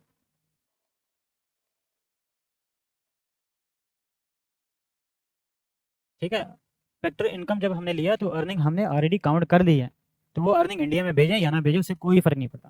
तो remittances are not considered. Remittances कहाँ consider करेंगे? वो हम पढ़ेंगे BOP, balance of payment, जब हमारी transaction बाहर की कंट्रीज के साथ होती हैं तब हम रिकॉर्ड करके रखते हैं, पर जीडीपी में नहीं आता है, वो जीएनपी में नहीं आता है, वो कहीं नहीं आता है। बस जो उन्होंने पैसा कमा लिया है उनकी जो अर्निंग है उस अर्निंग को हम ऐड करते हैं जीएनपी में, अर्निंग को, नॉट रिमिटेंसेस को। ठीक है, क्लियर है ना ये? तो जब रेमिटेंसेस की बात आएगी या इंडिया जो इंडियन लोग जो बाहर काम कर रहे हैं उनके काम करने से जो पैसा कमाया सिर्फ उसको ऐड करेंगे, वो पैसा भेजें या अपने किसी पार्टनर को भेजें दूसरी कंट्री में, उससे हमें कोई गर्ज नहीं है, बस उनका पैसा कमाना इंपॉर्टेंट है, वो कमा रहे हैं हमारी जीडीपी में आ जाएगा। इंडिया के कई सारे लोग जाएंगे गल्फ में काम करते हैं, ओमान में काम कर रहे हैं, कोई गैस निकाल रहा है वहाँ पे, कोई किसी और चीज़ में क्रूड ऑयल में काम कर रहा है। ये जो लोग बाहर काम कर रहे हैं वो जो पैसा कमा रहे हैं वो हमारे जीएनपी में ऐड होगा, बट वो पैसा अगर नहीं भेज रहे, मान लो उन्होंने पैसा कमाया, उसके पेरेंट्स हैं वो सेटल हो चुके हैं वहीं पे, उसने पैसा भेजा ही नहीं यहाँ पे, तो जाके वहीं पे बैठा, वहीं शादी कर लिया, वहीं पे बैठे हुए हैं, या शादी कर ली फीमेल मेल जो भी है, वो पैसा नहीं भेज रहे, स्टिल वो हमारे जीएनपी में ऐड किया जाएगा as long as they are citizens. मान लो उन्होंने सिटीजनशिप ही हमारी छोड़ दी, फिर तो हम थोड़ी ना उनको ऐड करेंगे, फिर हम नहीं ऐड करते हैं। अब इसमें एक बहुत इंपॉर्टेंट सवाल एक है इसी से रिलेटेड, एक चीज़ होती है जिसको हम बोलते हैं एनआरआई, एक प्रजाति है जिसको बोलते हैं एनआरआई। एनआरआई कौन होते हैं? Non resident Indians. ये बाहर चले गए भाई साहब, ये बाहर पैसा कमा रहे हैं, क्या इनका पैसा हमारे जीएनपी में ऐड किया जाएगा या नहीं? हाँ तो क्यों हाँ, ना तो क्यों नहीं? मैं एनपी की बात कर रहा हूँ, जीडीपी में तो वैसे भी नहीं आएगा, जीडीपी में तो जो इंडिया में रह के कमा रहा है उसी को मानेंगे, ये तो इंडिया में रह ही नहीं रहा है।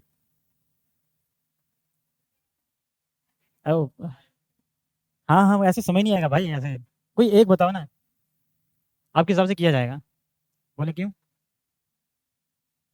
अच्छा, कोई और? यहाँ से तुक्काबाजी। हमने जब पहले पढ़ा था तभी हमने ये डिस्कस किया था, हम यहाँ पे रेजिडेंट को लेते हैं, इकोनॉमी में रेजिडेंट का ही क्राइटेरिया लिया जाता है, सिटीजन से फर्क नहीं पड़ता। रेजिडेंट वो होता है जो 1 साल से कम टाइम के लिए किसी बाकी दूसरी कंट्री में गया। एक तो है जो इंडिया में ही रह रहा है, वो तो रेजिडेंट ही है, बट यहाँ से कोई इंसान बाहर गया 11 महीने के लिए, वो भी रेजिडेंट है इंडिया का। बट 1 साल से ज़्यादा हो जाता है तो उसको हम एनआरआई ही बोलेंगे। अब देखो मतलब टेक्निकल, अब उसकी डेफिनेशन दूसरी है, टेक्निकल में नहीं जा रहे, हम सिर्फ इकोनॉमिक डेफिनेशन देख रहे हैं। इकोनॉमिक डेफिनेशन के हिसाब से जो इंडिया का आदमी जो बाहर रह रहा है 1 साल से कम टाइम के लिए, वो इंडिया का रेजिडेंट है। 1 साल से ज़्यादा हो गया तो नॉन रेजिडेंट है, क्योंकि अब वो नॉन रेजिडेंट है तो इसलिए जीएनपी में नहीं आएगा। जीएनपी में आने के लिए क्राइटेरिया ये है कि इकोनॉमिक सिटीजन होना चाहिए, इकोनॉमिक सिटीजन होना चाहिए, पॉलिटिकल सिटीजनशिप का कोई फर्क नहीं पड़ता यहाँ पे। So therefore NI will the income, factor income by the NRI will not be included in the GNP. ठीक है, सुंदर पिचाई का क्या हम जीएनपी में ऐड करेंगे पैसा? नहीं, याद रखना, नहीं ऐड किया जाता है ये, लिख लो इसको भी। ये हमने हमने क्या लिखा था जब जीएनपी की हमने डेफिनेशन लिखी थी, हमने ये लिखा था goods and services produced by Indians alone. यहाँ इंडियंस का मतलब पॉलिटिकल सिटीजनशिप नहीं है, यहाँ पे मतलब इकोनॉमिक सिटीजनशिप।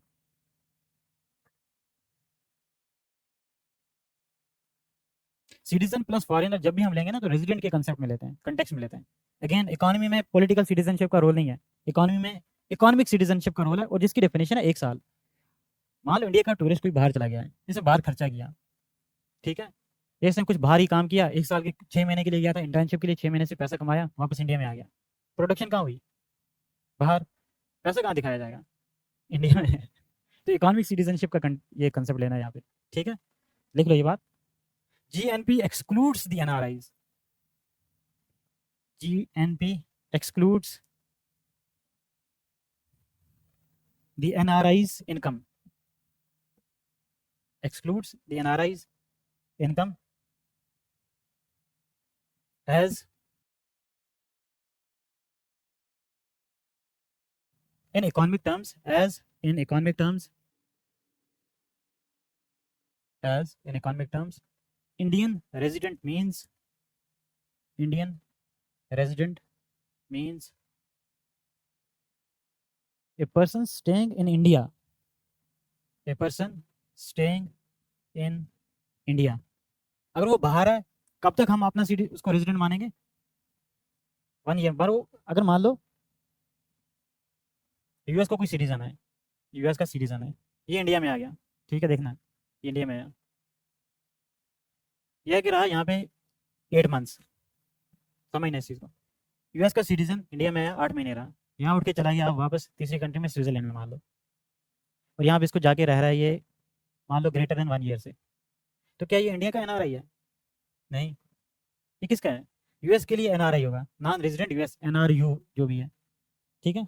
तो हमारा ये इंडिया का रेजिडेंट नहीं है, ये हमारे लिए रेजिडेंट का क्राइटेरिया ये है, या एनआरआई का क्राइटेरिया ये है कि वो इंसान इंडिया का सिटीजन होना चाहिए और वो बाहर रह रहा हो 1 साल से ज़्यादा टाइम हो चुका हो उसको, या उसकी इंटेंशन हो 1 साल से ज़्यादा रहने की। मान लो कोई इंसान गया, वो कह रहा है अब मैं यूएस में ही जाके सेटल हो जाऊंगा, यहीं पे रह रहा था, अब उठ के यहाँ से चला गया बाहर, अब इसको 4 दिन हुए हैं वहाँ पे, बट वो इस उम्मीद से गया कि वो वापस नहीं आएगा, वो सबको बोल के गया अब भाई साहब आएंगे, अदानी जैसे क्या नाम है इसका, धीरू भाई अंबानी जी बाहर गए थे, तेल निकाला, फिर इंडिया को तेल पहुँचाया, तो मैं वहाँ पे जा रहा हूँ, तो मैं वहीं पे सेटल हो जाऊँगा। 4 दिन बाद, जब वो 4 दिन यहाँ से जाने के बाद वहाँ पहुँचा हुआ है, उसकी इंटेंशन क्या थी? वो वहीं रहेगा। इकोनॉमिक कंसेप्ट में वो भी हमारा एनआरआई है, अभी 4 दिन ही हुए हैं, बट उसकी नीयत ये है कि मैं साल के अंदर अंदर वापस आ जाऊँगा, तब वो होगा हमारा रेजिडेंट टिल 1 ईयर। अगर वो 1 साल से ज़्यादा हो चुका है तो एनआरआई ही बन जाएगा, ठीक है। इंटेंशन भी होती है, बट इंटेंशन को हम काउंट नहीं करते, पता नहीं चलता, इसलिए एनआरआई के लिए अभी हमने इकोनॉमिक जो डेफिनेशन रखी है, पॉलिटिकल डेफिनेशन, वो 1 साल से ज़्यादा के लिए रखी है, ठीक है, तो सेफ्टी के लिए, वरना इकोनॉमिक में इंटेंशन भी मैटर करती है, वो तो हम काउंट कर नहीं सकते हैं। तो एनआरआई हमारे लिए वही है जिसको 1 साल से ज़्यादा हो चुका है, ठीक है। क्या लिखा? ट्रेनिंग इंडिया, और हम किसके बारे में एनआरआई का लिख रहे हैं, या पॉइंट पूरा पढ़े जाए किसका लिख रहा? रेजिडेंट की बात करें तो इकोनॉमिक कंसेप्ट में रेजिडेंट कौन रहता है? इंडियन रेजिडेंट का मतलब है जो इंडिया का सिटीजन हो, और Indian citizen living abroad, Indian citizen living abroad for less than 1 year, for less than 1 year, for less than 1 year. कोई आपत्ति अभी यहाँ तक? जीडीपी वो हो गया इंडिया में टोटल इस टेरिटरी में कितना हमने प्रोड्यूस करके रखा हुआ है, और उसकी फाइनल वैल्यू देखेंगे, टेरिटरी देखेंगे, और इंडियन रेजिडेंट्स की प्रोडक्शन देखेंगे। रेजिडेंट में सिटीजन भी आएंगे, फॉरिनर्स इन इंडिया भी आएंगे। ठीक है, जीएनपी जब हम लेंगे तो हम लेंगे इंडियन रेजिडेंट किसी जगह पे भी हो, रेजिडेंट होने चाहिए इंडियंस, पहली चीज़। दूसरा, कोई भी टेरिटरी हो सकती है बट होने चाहिए फाइनली इंडियंस। तो नेशनैलिटी के बेसिस पे हम देखते हैं, और नेशनैलिटी का मतलब इकोनॉमिक नेशनैलिटी, इकोनॉमिक कंसेप्ट के बेसिस पे। लास्ट चीज पढ़ते हैं, ब्रेक लेना आपको, थके हो आप लोग? हाँ। हम्म। वापस आके इंडियन हो गया ना वापस? नहीं नहीं नहीं, वो वापस आ गया तो इंडियन हो गया। ठीक है, 1 साल के लिए गया था, उसको 1 साल उसको लगा कि मैं बाहर जाऊंगा, 1 साल 8 महीने रहूंगा, 8 महीने में वहाँ पे किसी लड़की को देखूंगा जिसकी वहीं की सिटीजनशिप है, उसके साथ शादी करूंगा, वहीं सेटल हो जाऊंगा। बट उसको शादी किसी ने की नहीं उसके साथ, तो वो वापस आ गया। 1 साल से कम टाइम में आ गया, 1 साल के बाद ये है, अब वो वापस आया तो घर वापसी हो चुकी है उसकी। अब घर वापसी पे वो इंडियन ही बन जाएगा। ठीक है। अच्छा, हमने एक चीज़ देखी थी, लास्ट चीज़ ये थोड़ा लिख लेते हैं फिर ब्रेक ले लेना आप। हमने पढ़ा था ग्रॉस इन्वेस्टमेंट। ठीक है, इसमें से हमने निकाली डिप्रिसिएशन, तो ये बन गया हमारा नेट इन्वेस्टमेंट। डिप्रिसिएशन क्या होता है? Wear and tear, wear and tear या मेंटेनेंस पे जो भी पैसा जाएगा। वैसे जो हमारी जीडीपी में प्रोडक्शन हो रही है, आप देखें, कोई भी कंपनी कोई प्रोडक्ट बनाती है तो कुछ डिफेक्टिव प्रोडक्ट्स भी बनते हैं। जैसे आप देखेंगे एप्पल के कोई प्रोडक्ट्स होंगे जिनको रिफर्बिश्ड प्रोडक्ट्स बोलते हैं, उनके जो स्पेसिफिसिटीज़ हैं उसको मीट नहीं किया, उनको लगता है ये प्रोडक्ट अब बेचने के लायक नहीं है तो उसको हम नहीं बेचते हैं क्योंकि हमारी रिपुटेशन पे असर पड़ेगा, उन्होंने नहीं बेचा। मान लो उन्होंने 100 यूनिट प्रोड्यूस किया था, उस 100 यूनिट में से 2 यूनिट उनके गए, तो ये 2 यूनिट निकाल देंगे because this is also depreciating asset. वो डिप्रिशिएट हो गया, उसको निकाल दिया हमने, अब जो नेट बचा वही नेट हमारा इन्वेस्टमेंट है। सिमिलरली जैसे जीडीपी में प्रोडक्शन होती है गुड्स की या सर्विसेज की, कुछ गुड्स खराब भी निकलती हैं, कुछ सर्विसेज खराब निकलती हैं, उसको भी एक्सक्लूड करो अब। वैसे अगर हम जीडीपी से निकालेंगे डिप्रिसिएशन, तो डिप्रिसिएशन ऑफ जीडीपी क्या होगा? फॉल्टी प्रोडक्ट्स या फॉल्टी सर्विसेज, उसको निकाला, ग्रॉस से डिप्रिसिएशन निकालेंगे तो क्या बनेगा? नेट, उसको बोलेंगे हम NDP, net domestic product. Similarly GNP जो हमारा है, इसमें से अगर हम डिप्रिसिएशन निकालें जो इंडियंस ने बनाया इंडिया में या बाहर, फैक्टर इनकम जो कमाई, सारा मिलाने के बाद वेयर एंड टेयर निकाल दिया, तो बचेगा हमारा एनएनपी। ठीक है, अब यहाँ पे एक चीज़ याद रख लेना, जो जीएनपी है, इस जीएनपी का एक और नाम रखा है हमने, इस चीज़ को हम कहते हैं ग्रॉस नेशनल, कोई बताया था? जी हाँ, exactly, gross national income, very good. GNP का दूसरा नाम ग्रॉस नेशनल इनकम भी है क्योंकि ये नेशनल इनकम है ना, क्लियर है यहाँ तक? अब यहाँ पे एक कंसेप्ट क्योंकि यूपीएस ने पूछा हुआ है एक बार प्रीलिम्स में, तो वो भी याद रख लेते हैं। देखो, एनएनपी हमने पढ़ा, एनएनपी बराबर है जीएनपी माइनस डिप्रिसिएशन, सिंपल है यहाँ तक। और जीएनपी का मतलब एक और है, एक और नाम है जीएनआई माइनस डिप्रिसिएशन, सेम बात है। तो एनएनपी की जगह हम इसको एनएनआई भी कह सकते हैं। ठीक है, ये जो एनएनआई है या एनएनपी है, इस एनएनआई का एक और नाम है, इसको बोलते हैं national income of a country, national income. बस सिंपल, ये एक याद रखना है आपको।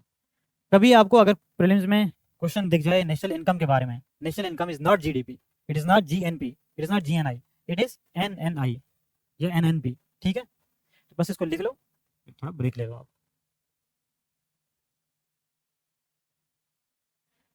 यहाँ से नीचे ही लिखना, NDP is equal to GDP minus depreciation, net domestic product, फिर एनएनपी हो गया नेट नेशनल प्रोडक्ट। इसको आप थोड़ा सा डिफरेंट तरीके से लिख लेना, ये यहाँ पे लिखा, इसके बाद लिख लेना आप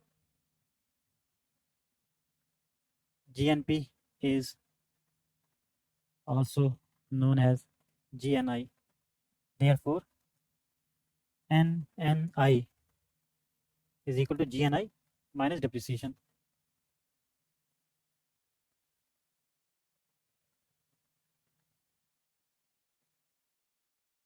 Here, NNI is thus known as national income.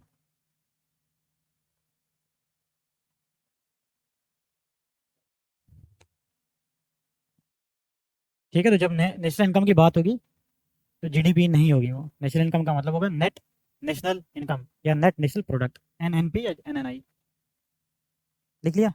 अगर आप दिल्ली जैसे शहर में बजट में आईएएस की तैयारी करना चाहते हैं तो इस वीडियो को एंड तक जरूर देखें। ये है बनो आईएएस। इसको रन करने वाले हैं UPSC qualified ex civil servant and Jamia RC alumni.